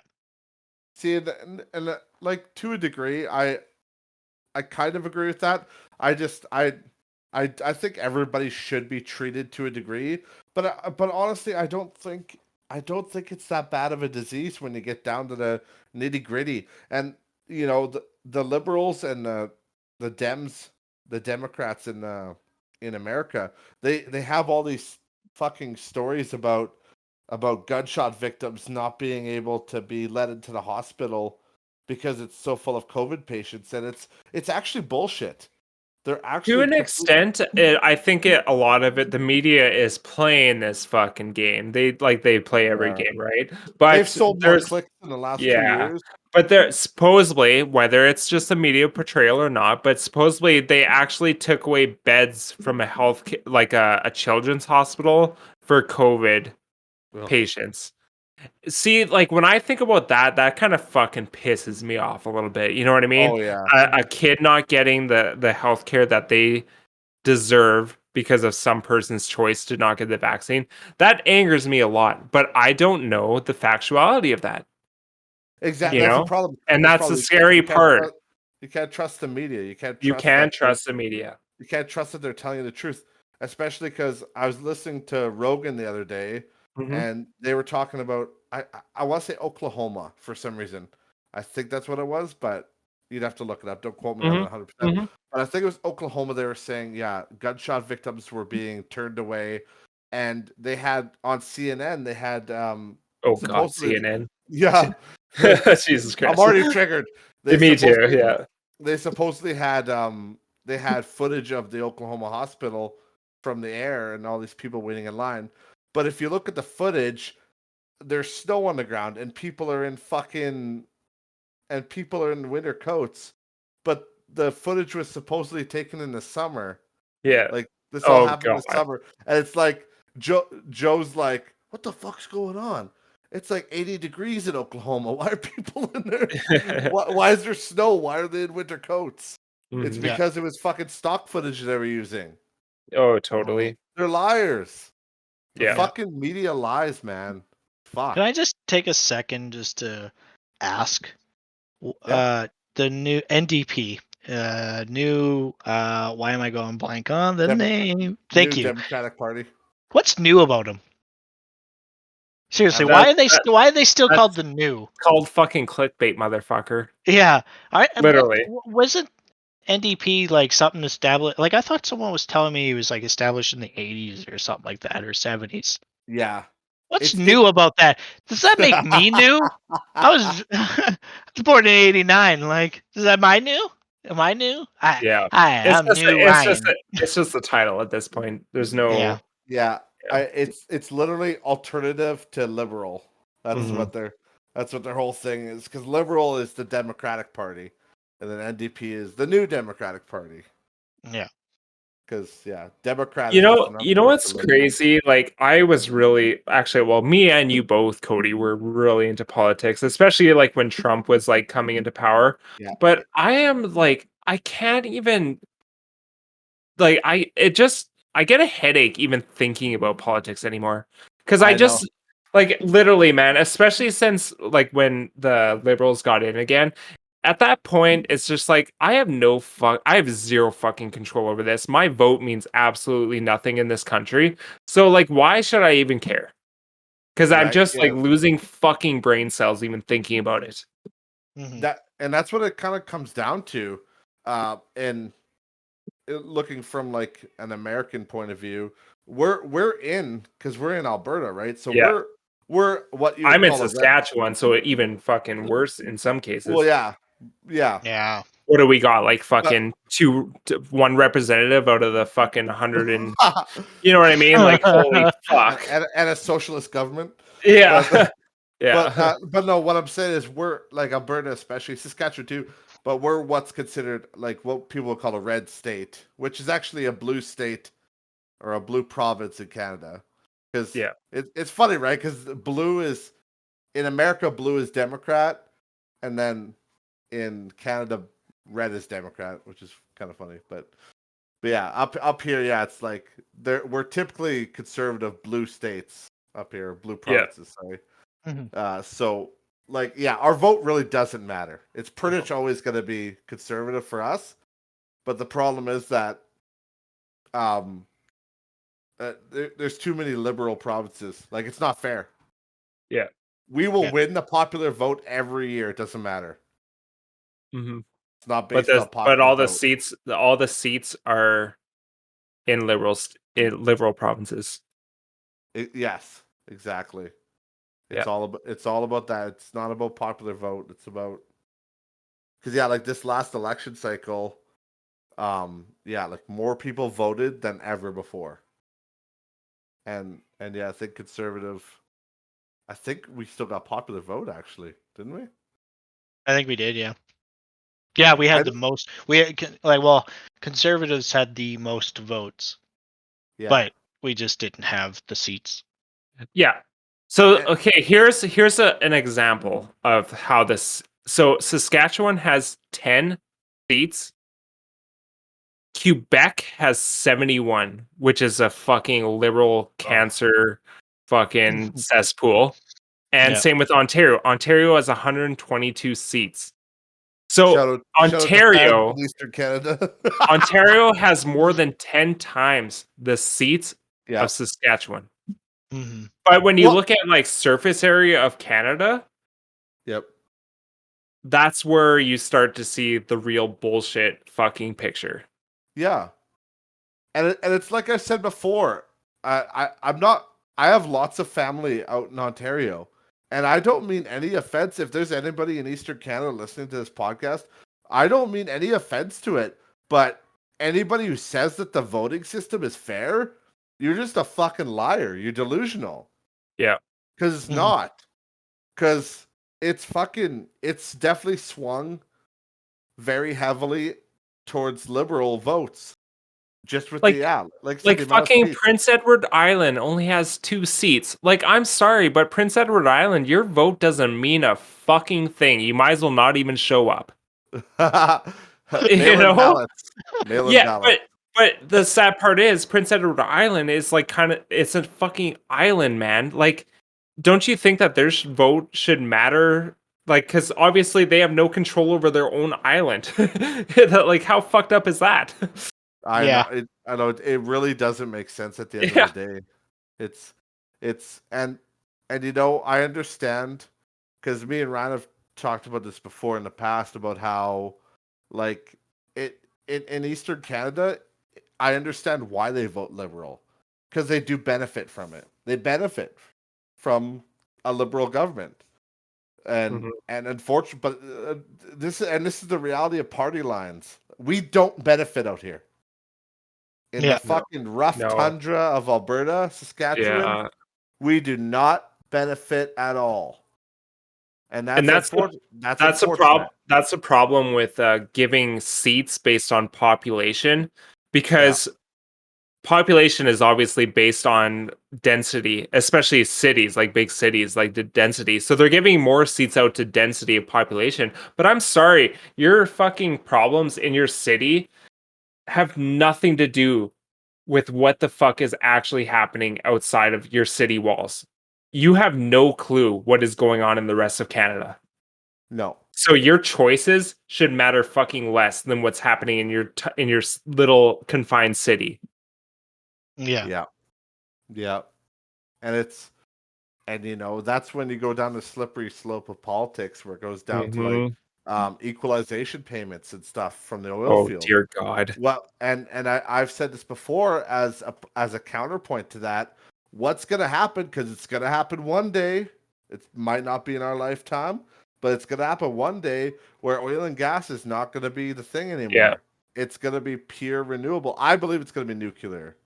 Nuclear. Yeah, nuclear is huge for sure. I believe people are fucking worried about it, but I believe that's going to be the true future of clean renewable energy. But anyways, so right now, equalization payments for oil and gas, we're sending them out to Eastern Canada. Okay. Yep. So what happens when oil and gas is no longer a thing? Like and all the kind of Silicon Valley type shit, right? Like all the electric cars and all that shit that Eastern Canada is big on. Are they going to start paying us equalization payments to make up? You know what I mean? Yeah. Like what's going to happen at that point? No, obviously not, because Canada's ran by the East, so of course they're gonna fucking exactly. Well, that's what I mean. They're gonna fucking keep it to themselves, and they're fucking bullshit artists, man. It's just yes, the oil industry makes a lot of money, and they're so against it, and they're so God. Like, don't even get me started on these fucking like all these celebrities and shit that are like Oh David dear. Suzuki and fucking who was it? Was it Leonardo DiCaprio that was Yeah. protesting pipelines? Yeah. And oh yeah, this is a fucking hilarious point that my coworker brought up to me the other day. Was that they have this fucking climate thing in Switzerland every year, right? Mm-hmm. The G10 summit, is that what it's called? G3 G Yeah. G10, I think. I correct me if I'm wrong. Somebody's smashing their keyboard right now, going, "Hey, asshole, it's this one." Yeah. But yeah. Anyways, it's the climate change summit, right? But you get all these world leaders flying in on fucking private jets and shit. And then, like, meanwhile, for COVID, we gotta have our fucking business meetings over Zoom. Yeah. But Yeah. but you can't have your climate change over Zoom. Yeah. No, because it's not about climate change. It's about fucking partying. They're just going there to have a good time. They're fucking bullshitters. Like Justin Trudeau's like, it's very important that we come to the meeting here.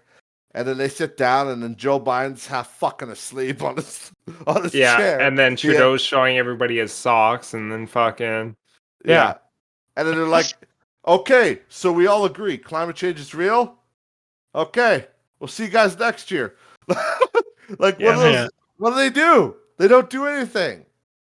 And then, like I said, like, it's the out of touch people. Now, don't get me wrong, Leonardo DiCaprio is a fantastic actor. But this goes back to what we were talking about earlier, being able to separate the actor from reality. His characters from him. And the reality of it is he's a very privileged rich man, and he's out of touch.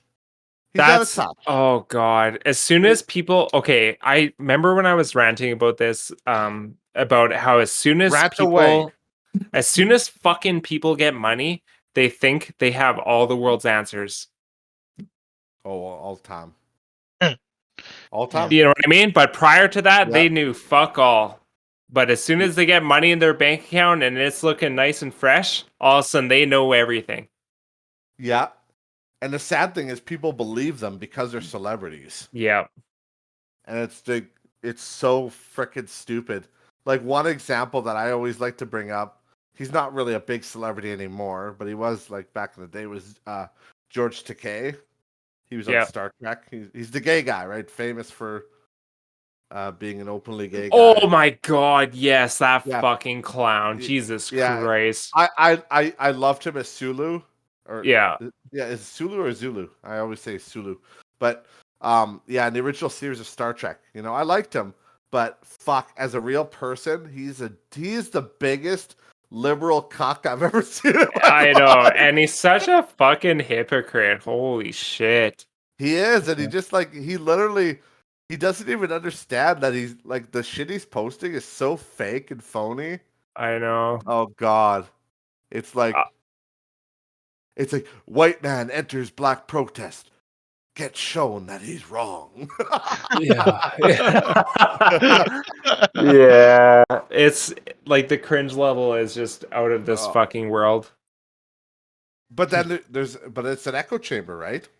And if you ever comment on one of his posts, holy fuck, you will get eaten the fucking alive. Oh god, yeah, his followers are fucking psychos, man. Yeah. Holy shit. and I play this fun game called spot the reply from a person that doesn't have rainbow hair. Yeah. You used to have rainbow hair one time. Oh yeah. That's never been proven in the court of law. Oh, there definitely is. Quite honestly, Mr. Justin, you don't know what you're talking about. I was not working on colored hair. It's a lie. Yes, I did. I didn't have rainbow hair though. I just had colored haar. But that's because I think that's because I had a mental breakdown. And that was because I stole your girlfriend. You did. Just joking. Uh, Let's not even get into that. Jesus Christ. Shoutouts to Switzerland. How the fuck did we even get on the topics that we were talking about? I Holy don't know. shit. That's how we do this, man. That's how we start. We start fucking. We'll rabble Literally. on politics. It's crazy, Yeah. man. But it's just one of those things that because there's a lot of. It's an exciting time. There's a lot of fucking weird shit going on in the world. Mm-hmm. And one other thing that I wanted to bring in, and it's definitely kind of a bigger topic, but it's this uptick, and Ryan knows this, of course, but it's an uptick in fucking people being financial advisors on TikTok it's funny because I say TikTok, but I don't actually even have TikTok. I just see TikToks through Instagram. But and even Facebook too. Facebook has like the reels or whatever the fuck they call them. Exactly. That's why I always say reels because that's what I'm watching. Yeah. I've never actually sided to the spyware app known as TikTok. But yeah, no, there's all these people that are just like I'm so sick of it, and it's just like all these people are like financial advisors. It's like, well, I mean, they're not. That's the point, right? They're not, but they're trying to act like this is how I retired at 37. And then every fucking one of them is doing drop shipping. And it's like, good fucking luck. Mm-hmm. Like first of all, good fucking luck doing that anyway. But especially for us, we live in the fucking ass fuck nowhere of Canada. You think we're gonna be able to fucking get a bunch of people to buy our Amazon products and shit? No, fuck you. Yeah. Because that's what they do. They download it. So their whole thing. This is the big trend. Ryan, listen up. You can retire in 2 years. Okay. Yeah. So what they do is they have this app, and it's basically an app. You scan barcodes on a product. Yes, I've been seeing these. Yeah, I have been seeing these. Yeah. And it'll show you the whatever item you scanned. It'll show you its price on Amazon. Yeah. So the idea is, if it's cheaper where you are, if it's more expensive on Amazon, you buy it, and then you take it home, and then you drop ship it. So you sell it on Amazon for that price, and then you become a registered seller. And then, so basically you're flipping products that are on sale, or flipping products that there's I don't know if they have it in America. I don't know what the American equivalent would be, but up in Canada we have Winners, it's called, and Winners sells name brand clothing, but at like dirt cheap prices because like shit that fell off the truck or whatever. I don't know, but it's like, but basically you could get fucking killer deals. So that's what a lot of people do. They go to Winners or whatever, and then they buy these clothes. It's like, oh, these jeans, on Amazon or whatever, they're $80. They're $20 here. They're $60 profit. But it's like, yeah, but so first of all, the first mistake these people make is they say in their videos how to become rich young with no upfront cost. Yes. And it's like, well, don't you gotta, unless you're stealing the shit from Winners, I'm pretty sure you gotta buy it from Winners. Yeah. Or wherever you're buying it from. I'm pretty sure they don't just let you, hey, I'm gonna go, I'll pay you later. I'm gonna just take it for now, and I'm gonna sell it, and then I'll give you your $20 later, okay? Mm-hmm. No, you gotta buy the shit first of all, and then you gotta count on people to want to buy that thing. Yeah, and then you still have to sell it, and then shipping. Exactly, and then they have to buy it. Yeah, and then you have to pay for shipping. It's like these guys are so stupid. Another one I just recently seen that's kind of the same bullshit, and it's about that upfront costing that is so out of touch in these videos. So apparently this new trend is you rent a place, okay? Rent a place, you furnish it. So the video that I seen was like this this multi-million-dollar like rental apartment that they furnished with like fucking $100,000 worth of this fancy furniture, and then guess what you do after that? You rent it out as an Airbnb. Oh, it's yeah. Yeah. So it's like, okay, what landlord would not know that this is going on? That you're renting a place out as an Airbnb. How fucking out of touch would you be as a landlord? Jesus. I know, and again, and okay, so let's say that even worked, right? Mm-hmm. You can't do that where we are. Nobody's Fuck no. coming for an Airbnb in fucking middle of Saskatchewan, Yeah. middle of Alberta. And like I said, the video that they were showcasing on Twitter or whatever the fuck it was, TikTok, was like literally a multi-million. You could tell it was in some fucking apartment skyscraper, and they were furnishing it with, like I said, $100,000 plus of like fancy furniture. Okay, like the upfront cost of this shit would be like fucking. You have to be a millionaire to even attempt this. And that's my point, right? And Yes. I was also telling Ryan about another thing that I've been seeing recently, which is it's kind of like the Airbnb situation, only it's these guys talking about real estate, right? Like they're like, what's the best way to get rich? Real estate. They're like, this guy's story was like, he's like, I graduated high school or whatever, and he's like, then I got a house, then I rented it out. Then I got another house, and then I rented it out. And I just keep borrowing money from the bank, and then the tenants are paying my mortgages. So I own all this property, and I don't, like, they're all paid off. And plus, they're paying themselves off. Plus, I make a little bit extra because the rent's whatever, right? So I make a little extra off top. So I'm actually making money, and I'm building a real estate empire. I'm like, it goes back to what I said before. Good fucking luck. Because first of all, anybody with common sense knows that there's no way in fuck that a bank's going to give an 18-year-old a loan for a house. They just won't. No. Not with nothing. Unless you've done some loans or some credit. Yeah, but Cody, the part that they forgot to explain in the video is the $2 million trust fund they got from their fucking parents. Oh, I forgot about that part. Yeah. Well, and that's a funny thing, right? Because you could tell that these fuckers are trust fund babies.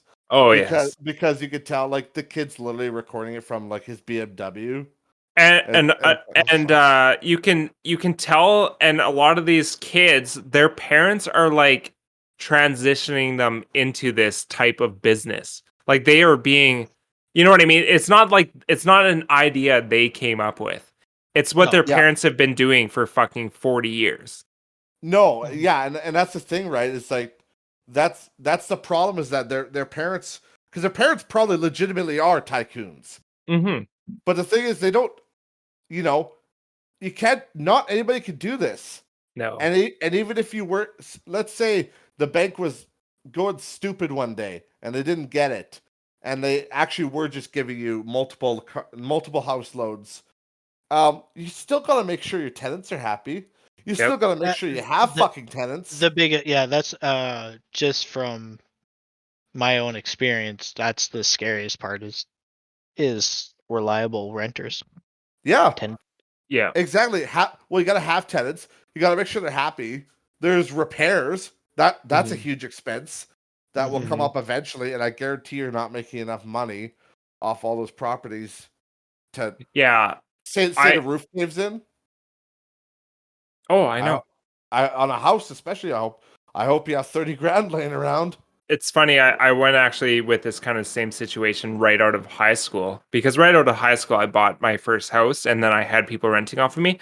But I never thought of it as I'm like a landlord. I thought, you know what, I got a couple rooms in my house. If you want to stay here, you give me $350, right? But then all of a sudden it's like, okay, they're bitching about shit. It's like, and I'm just thinking, like, dude, I'm fucking charging you $350 a month. Yeah. You know what I mean? Like, fuck right off. I'm not your landlord. I'm like your buddy that's giving you a place to stay. You know what I mean? Like, and I totally know what you're saying. Is like your expectations are that you're a fucking landlord, so that shit has to be top notch. Yeah, well, and that's like, when you're looking at legal terms, that's how it is. Like Ryan has people renting in his house right now. Yeah. He's technically, on paper, a landlord. Yeah. Even though they're his buddies or relatives, whatever, he's still responsible for, making sure they're happy. Yep. You know, if there's asbestos in the basement and Dom fucking keels over, yeah, he's responsible. yeah, he's responsible for that. You know, it's like just don't tell him about the asbestos, though. Yeah, just don't tell him about the tile. But you know, an interesting thing though, certain things though, like say if like because you, I don't know, maybe you guys don't know, but there is renter, like there's a I form thought you were gonna say of there is asbestos there, in the house. we're, we're all dying. Holy shit. No, there You is didn't say that, no, Someone's but probably there dead is right now asbestos. as we speak, but there. yeah. No, I wouldn't be living in this house if there was. The there is rent or there is insurance for rent. Yeah. Yeah. I've heard of that. I've never dealt with it, but Yeah. because I've only ever had my brother living with me, which is it's a co-mortgage, so. But oh man, I could never rent. Okay, so my mom rented her house, right? Do you remember when I was like renting that loft for my mom? Like when I was doing the whole streaming thing and like doing all that? I Okay. remember that. Yeah. Okay, yeah. Awesome. So I'm giving my mom money to rent the loft or whatever, and she was renting out her house, which was detached from that loft. And holy fuck, man. She was only charging them like $950 a month for an entire house. Okay. Which is very reasonable. Like they are getting an entire house and the garage underneath the loft, right? Oh my fucking god. These people, you could just, those types of people that are just shitty people. Like these were as shitty as they could get. So all of a sudden, this guy that's renting my mom's place, is like, yeah, because the breakers for the garage were in the loft part, and he's like, yeah, the breaker went, and I can't get any power in the garage, and I'm just thinking like, what the fuck, like why would the breaker go in the garage? And the funny part is the loft part, the power, I pay for the power because it's a separate like power meter. And so the garage and the loft are all part of the same power meter. And I'm just thinking like, what the fuck are you doing in the garage that would blow the breaker? So in the garage, there is a gas heater to heat the garage. They pay for that. If they use the gas heater, that's on them. But guess what they were doing? Instead of paying for the gas to heat the garage, which is way cheaper, they were plugging in fucking heaters into the garage, like electric heaters. Oh, yeah. So I'm like, why is my power bill so fucking high here? It's not making sense. Well, in the meantime, they're plugging in electric heaters into the garage part so they don't have to pay for the gas. Wow. Okay. That's fucking ugly. And so as soon as the breaker went, I knew something was going on. I went in there and seen that there was the electric, and I'm like, what the fuck? No, if you guys want to heat the garage, you guys have to pay for it, like with the gas heater. And oh my god, they were just the shittiest fucking renters ever. My mom ended up losing so much money on the year that they rented there because they caused so much damage. They had a dog, like a big dog, that they didn't like. They had nothing to do with it. They would just leave it in the yard all day, and this thing would just go wild because it wasn't getting trained. So then they would let it in the house at night, and it was fucking literally digging holes into the walls and into the floor, and they didn't give a fuck. Yeah. Fuck. They went into that house, and in the one closet, they had like fucking like what are those small, like they're not rats that people own, they're like a mouse thing. What the fuck are those things called? Like gerbil? A gerbil. They had, instead of having hamsters in like a cage, they would just have them living inside of the closet. Oh Jesus! Yeah. So like they had like a fucking zoo of animals living inside this house, and this house just got destroyed. So what I'm trying to say is like I would never want that responsibility of renting out a place, because if you got tenants like that, like how that would be fucked. Yeah. Yeah, like Ryan's fortunate enough, like I said, that he knows his renters. Yeah. But I had to go through a few. I had to go through a few rough batches. Oh, that's true. You did have some fucking shitters for a while. Oh, really? Yeah. Like what? Nightmares. Like I had, like, and again, I have slight trust issues because of previous certain tendons. I've had my heart broken too many times. Yeah. And now I'm a virgin for life. Yeah. Involuntary celibate. I let someone, I let them get away with trying, like, the idea was he was going to pay me back into like just give me a little bit of extra time and then I'll pay you back. It was one of those scenarios. Oh, trust me, And I've been there. You guys know all about that. yeah, and at the end, when he moved out, the place was a fucking disaster. I had to paint all the walls, the hallway in the basement. Yeah. Had to put new flooring down. And like he had nothing. He had no money. He had nothing. So I actually ended up keeping some negotiations. I ended up keeping his toolbox and all his tools. I remember this. What was it? Oh I my think goodness. like 3 or 4 PS4 controllers. It just pretty much like accumulated to the amount of money he owed me. Yeah. In the end, and yeah, so I made my money back. I kicked him, like, if he's out, gone, long gone. Like he's like, yeah, like I'll never deal with that ever again. But anyways, I was able to at the end I sold all the stuff that he gave me to get my money back for how he fucked me over. It's just weird how these people exist, because personally, I could never do what these people do to other people. You know what I mean? No. I can never, like, knowingly try to fuck somebody over by, like, plugging an electric heater, knowing full well that I'm stealing their electricity. Yeah. Like, again, yeah, it's just that idea, like, especially if you know these people, and it's just like, how could you just do that? Yeah. Again, what's in your mind to be like, oh yeah, I can keep getting away with this. It's Like, either you're okay. It should be It's okay. either you are so out of touch with reality that you do not even realize that you're doing this, which is hard to believe, or you're making that choice. Mhm. You know, you are literally making that choice where it's like, okay, I'm going to fuck this person. Yeah. Yeah, I have too much of a conscience. Me too. I couldn't live with myself. Yeah, I couldn't fuck people over.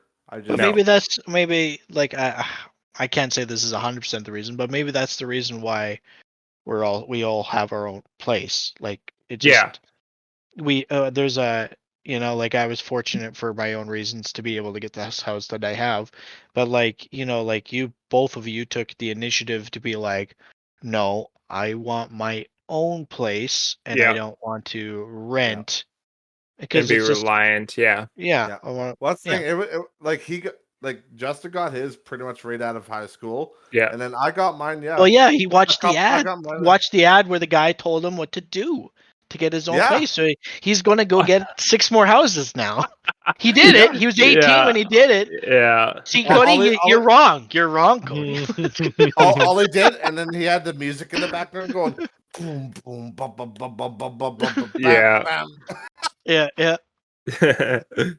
The other dude, one of my favorite though, for these fucking get rich quick fucks. That's what I'm calling them from now on fucking buy Dogecoin. Buy Dogecoin.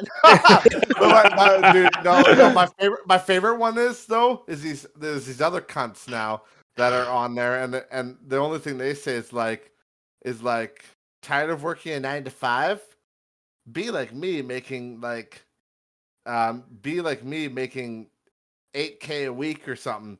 And it's like want to know how? And it's like, click the link in my description where they are making money because you click the fucking link, basically.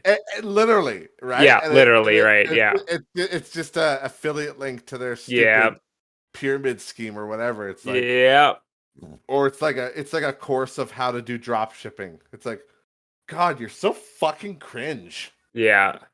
But the thing is, though, for every fucking 100 people that thinks they're fucking stupid, they get that one person.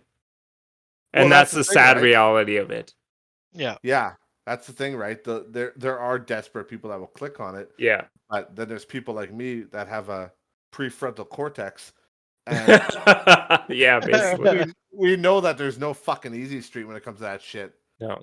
And it's like my other favorite thing is just these actual like celebrity type dudes that are like, if you're not rich in your 20s, you're not working hard enough. You're not doing it enough. It's like okay, bitch, but we also weren't in Silicon Valley like you were. Yeah. You motherfucker. Some of us live in the middle of fucking nowhere. Yeah. You know? Yeah. Like, yeah. would you guys say that somebody in America in general, besides healthcare, they have an advantage over us for a lot of this shit. Yeah. But especially people in those big centers like New York or LA. And again, I kind of I feel like even with that, it's all if you have the ins or not.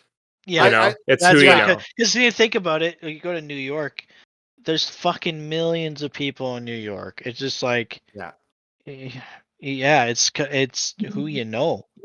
Well, that's the thing, right? But like being in a huge populous center, like imagine being a DoorDash driver in New York.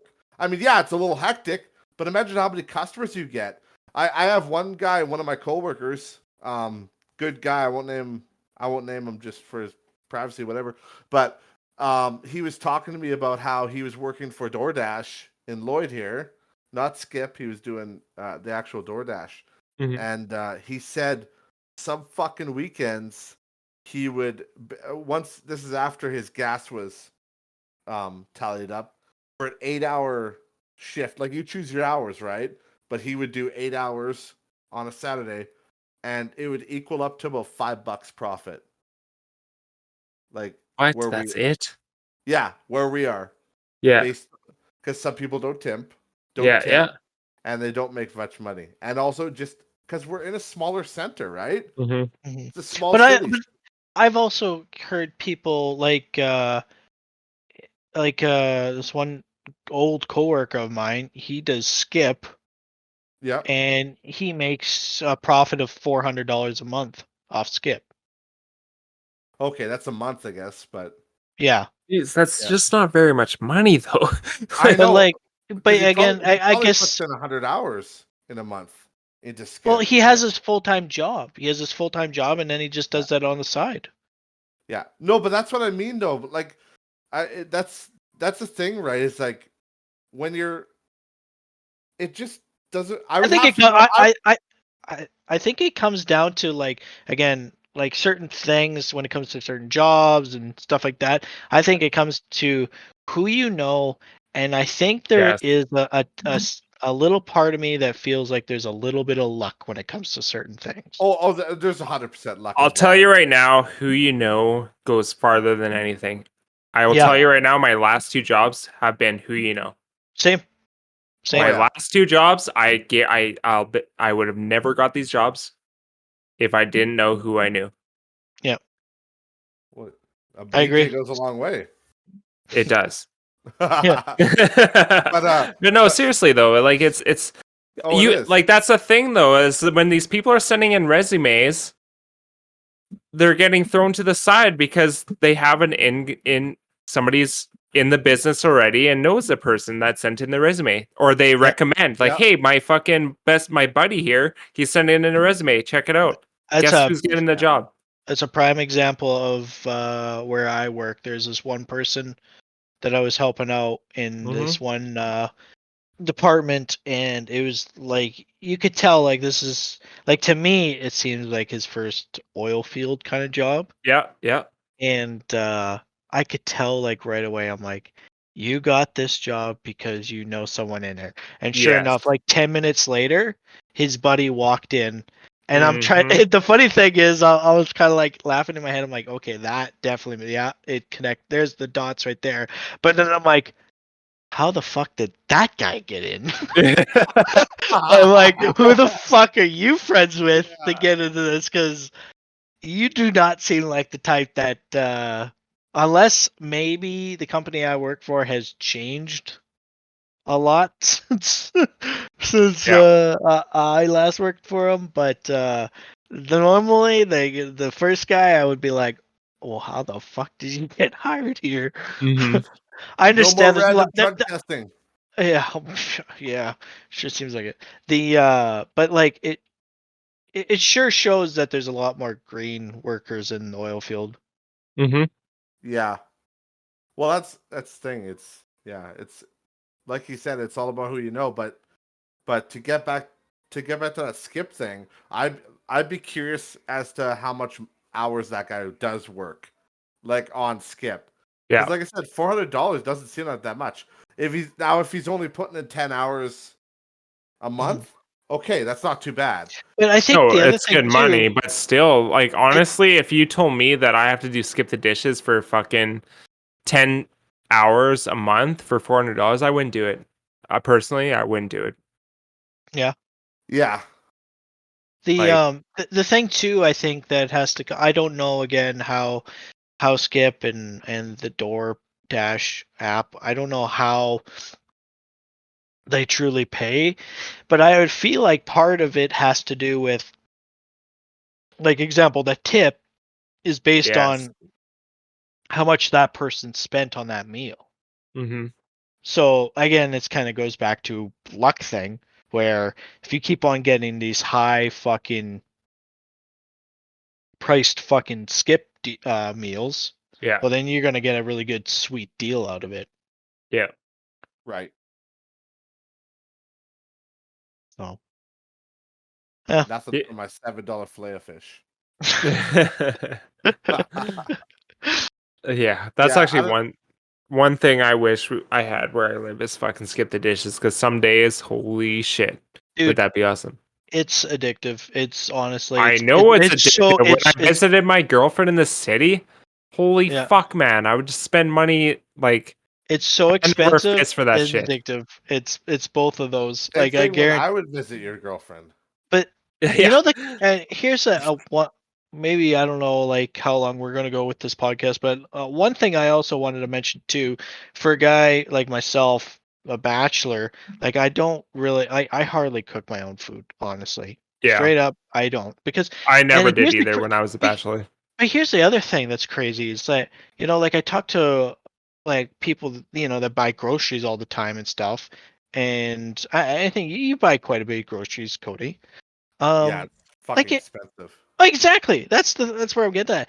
Like it's almost getting to a point where like people are like, oh, why don't you fucking cook at home? Well, it sounds like it's getting to a point where fucking it's almost as expensive as eating out. So why would I go and fucking, like, okay, it's good to learn how to cook your own food, blah blah Yeah, blah. But at the same time too, well then why would I fucking cook my own food if it's going to cost the same amount as just fucking yeah, getting my food in a short amount of time?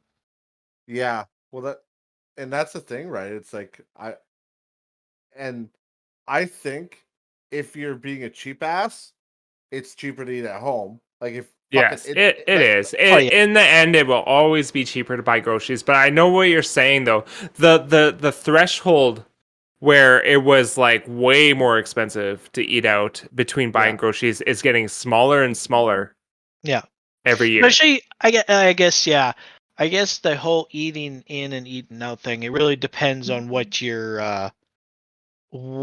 buying exactly. Because Yeah. like I could go and fucking buy a shit ton of ramen noodles and be like, yeah, I just spent fucking Yeah. $40 for the month and I'm good. yeah. Or you know what I mean? Or like, oh, I'm gonna Well, have a full whole home fucking cooked meal. I'm gonna have a fucking Yeah. salad, a side, a fucking piece of meat. Well, fuck me, that's $1,000.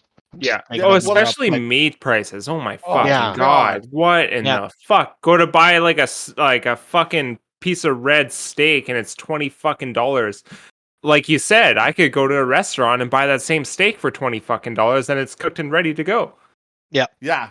See that's what I was gonna get at. Was the price of red meat is absolutely out of control. Mhm. It's Hmm. like fuck me. And when you said $20 steak, I'm like, oh, what did you get, 2 ouncer or what? Yeah. Yeah. like, like there was like your stepdad there, Ryan, was like, what was that? A big ribeye or something he had? It Yeah, was like $120 yeah. Oh my for god. for a 4 pack. Like It's like fuck off.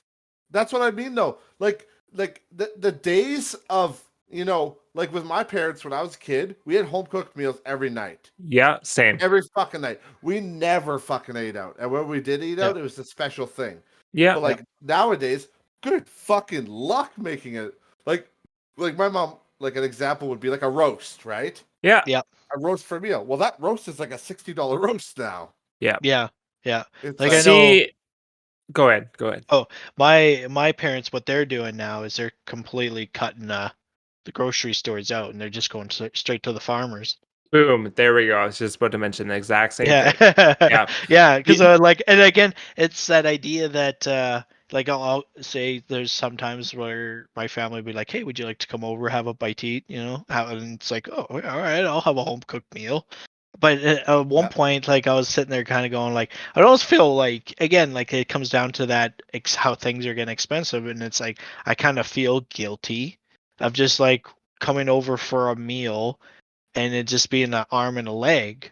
But now, like, you have this nice alternative with fucking cutting out the middle, the grocery store, Yep. going to the farmers, supporting our agriculture and fucking our farmers out there that are getting hmm sometimes fucked by They're getting grocery fucked. stores. They're getting Yeah, fucked by the middleman. yeah. oh So god. I don't feel as bad because now it's just like there. Now my family is getting food cheaper, so I don't feel as guilty. And then again, it's just a nice little thing. Farmers are getting helped and all Yep. that. Yeah. Yeah. I think And that's the answer to the like if you can find a locally sourced produce, Hmm. that's the way to go. And actually, it works out really good for me because the guy that I work with, he has meat chickens and stuff.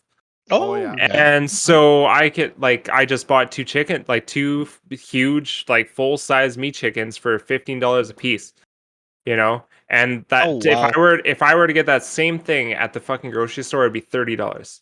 Like for that Yep. same quantity. Double the price because you're paying all those little guys on the way there, Yeah. you know what I mean? Yeah. No, like And legitimately, if I was in like an actual house with a yard, I actually like when I was living with my girlfriend that like we actually um commented um we were talking about the possibility of actually getting chickens because you yeah. can get chickens in town. You can get up to two chickens, Oh yeah.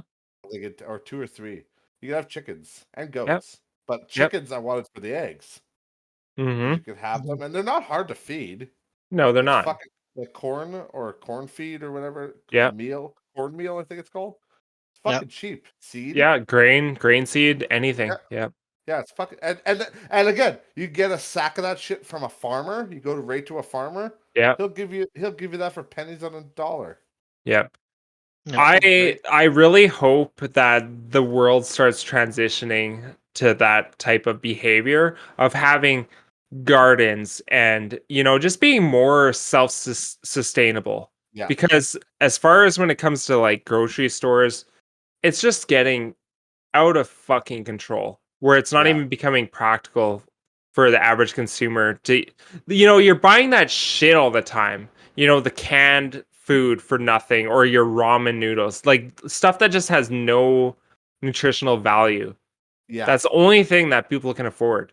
Well, I never. Yeah, and the preservatives are Yeah. fucking ridiculous. Yeah, that And that's why what do I you mean. think That's the one thing I could say that was really good about my ex was like she was big into gardening and shit and like yeah. the stuff that she grew in the garden and all that was like super good Yeah. and it was just Oh way better man. than stuff you bought at the store.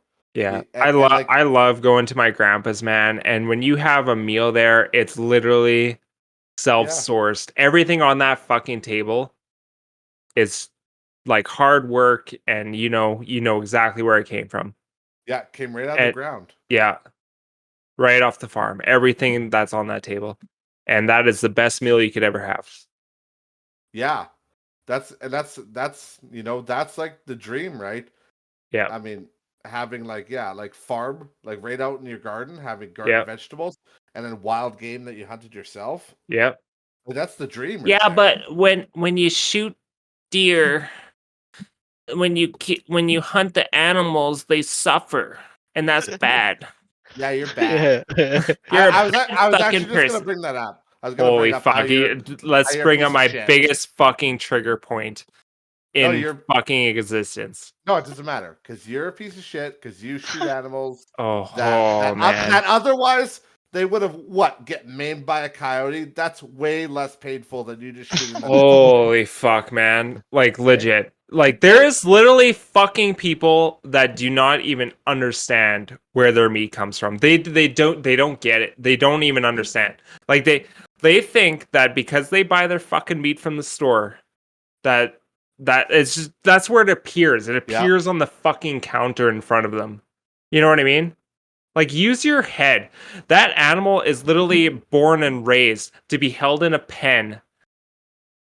To be like that is not a life. Yeah. The animals that you hunt at least have a chance. They can use their instinct and their survival skills, and 99% of them get to live out their life with nothing, you know, as it is. But the odd 1% that gets shot by a human being, that still at least have a fucking chance. You know, I'm sorry, but then they're killed respectfully. They are, yeah. And then they're put to rest, and then they're used fully. Mm-hmm. And fully, yes. Yeah. Like fucking like those true crazy hunters. Yeah. Well, you know, they'll use the fucking pelt for clothing or rugs or whatever.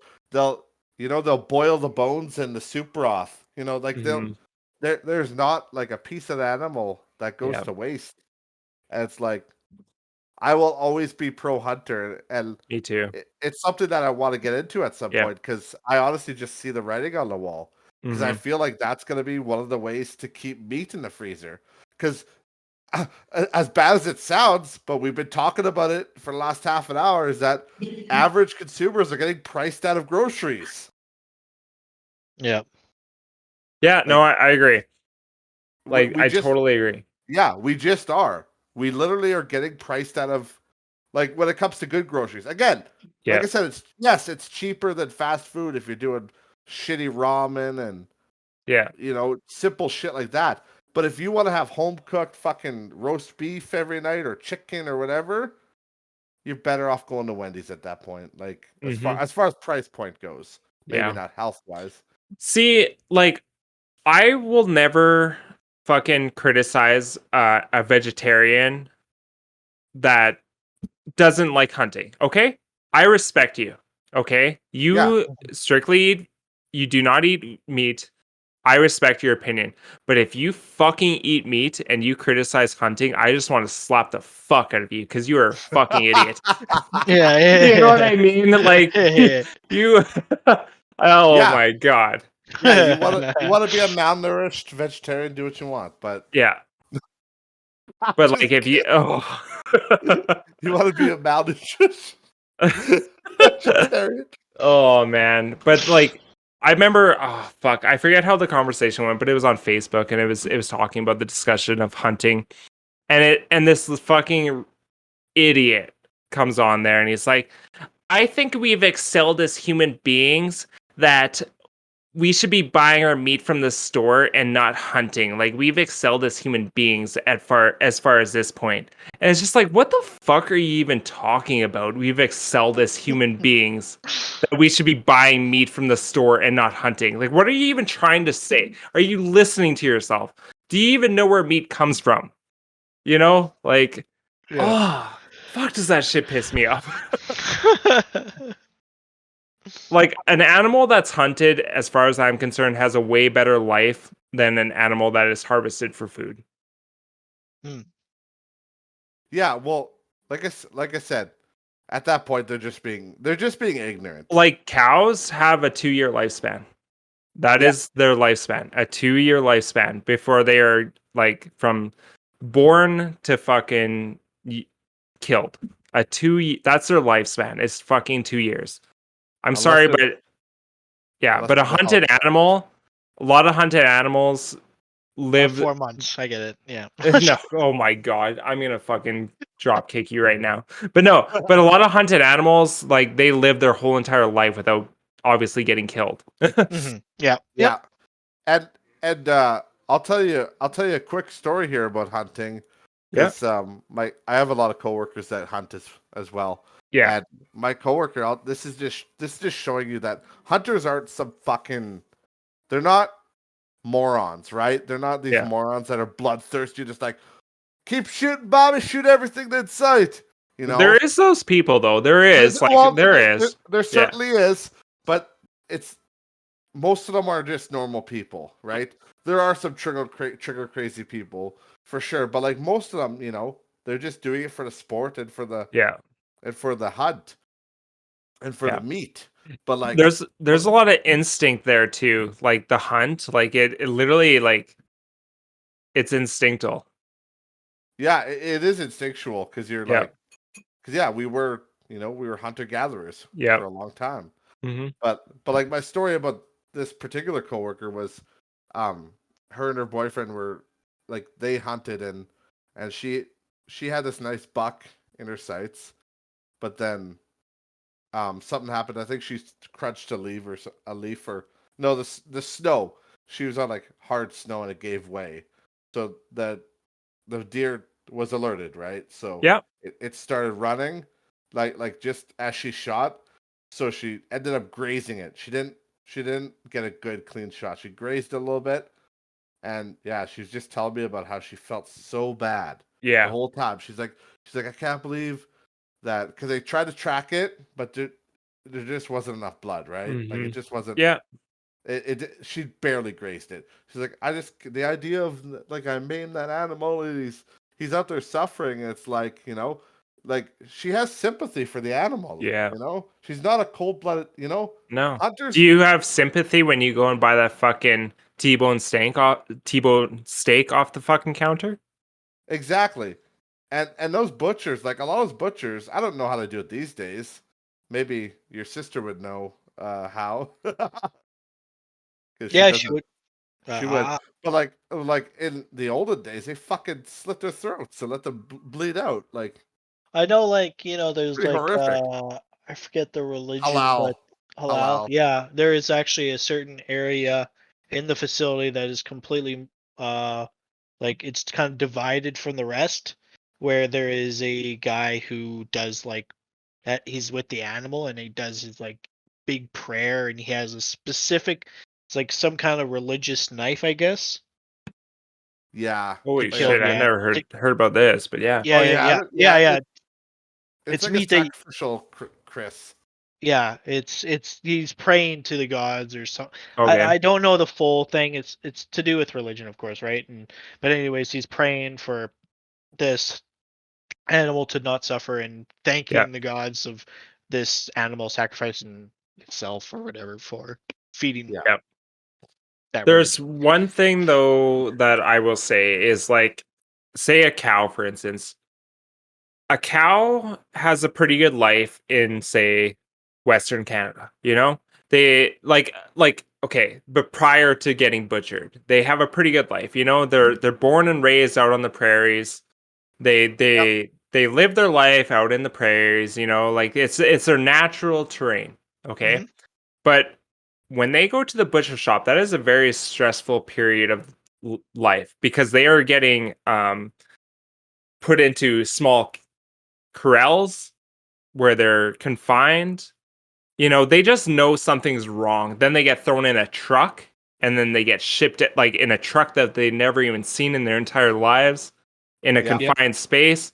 They get taken to this fucking place where they get, you know what I mean? Like their last minutes are probably terrifying.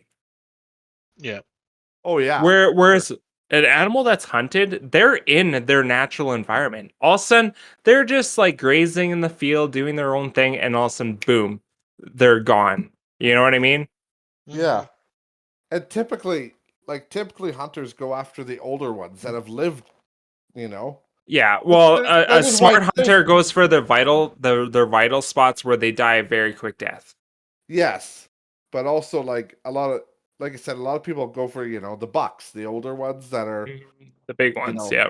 yeah, right. They're big. They've lived longer lives, so And I know there's whitetail hunting and all that, but Yeah. the point is they go for a quick ethical death, Yeah. not like Yeah, when you learn your hunter's safety, you learn the vital shots.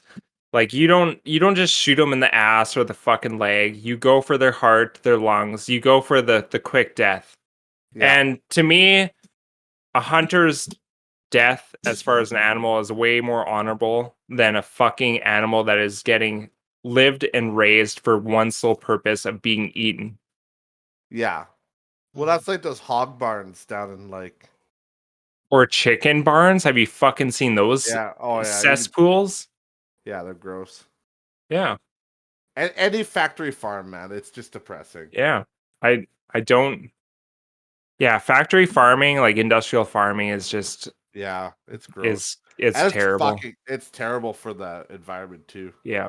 Oh And that's yeah. why and that's why I'm actually pretty pro for that you ever seen that lab grown meat? Yes, I have. Yep. Yeah, that's kind of an interesting thing. I think that'll be a cool thing Hmm. in the future. I would I mean, love it's weird to think about. Humans are so like the we're way fucking we weird. we're The thing weird that because it could be identical, the thing cell that to oh, cell. sorry. Yeah, go ahead. Go The ahead. thing that creeped me out was they talked about how they were about that about celebrity DNA, Yeah. about how you could eat. So you pretty much they take the DNA from a Oh my celebrity that you'd fucking want, god! and you could get a meat based off of the celebrity's DNA. Wow, you have totally hit my fetish. It just Oh. creeps me the fuck out. Now I just need Ariana Grande's DNA. We'll That's be just good to go. at that point, like I understand it's like Yeah. man-made or whatever, but like isn't that like a weird Yeah, but cannibalism kinda? that's some side fucked up Yeah. shit right there. Yeah, that's some weird shit. Yeah. No, I would just have Ariana Grande there, and then I'd have like a steak made out of her DNA, and I'd be like, I'm gonna eat And you then up you before I eat you out. would you just eat it, Cody? What?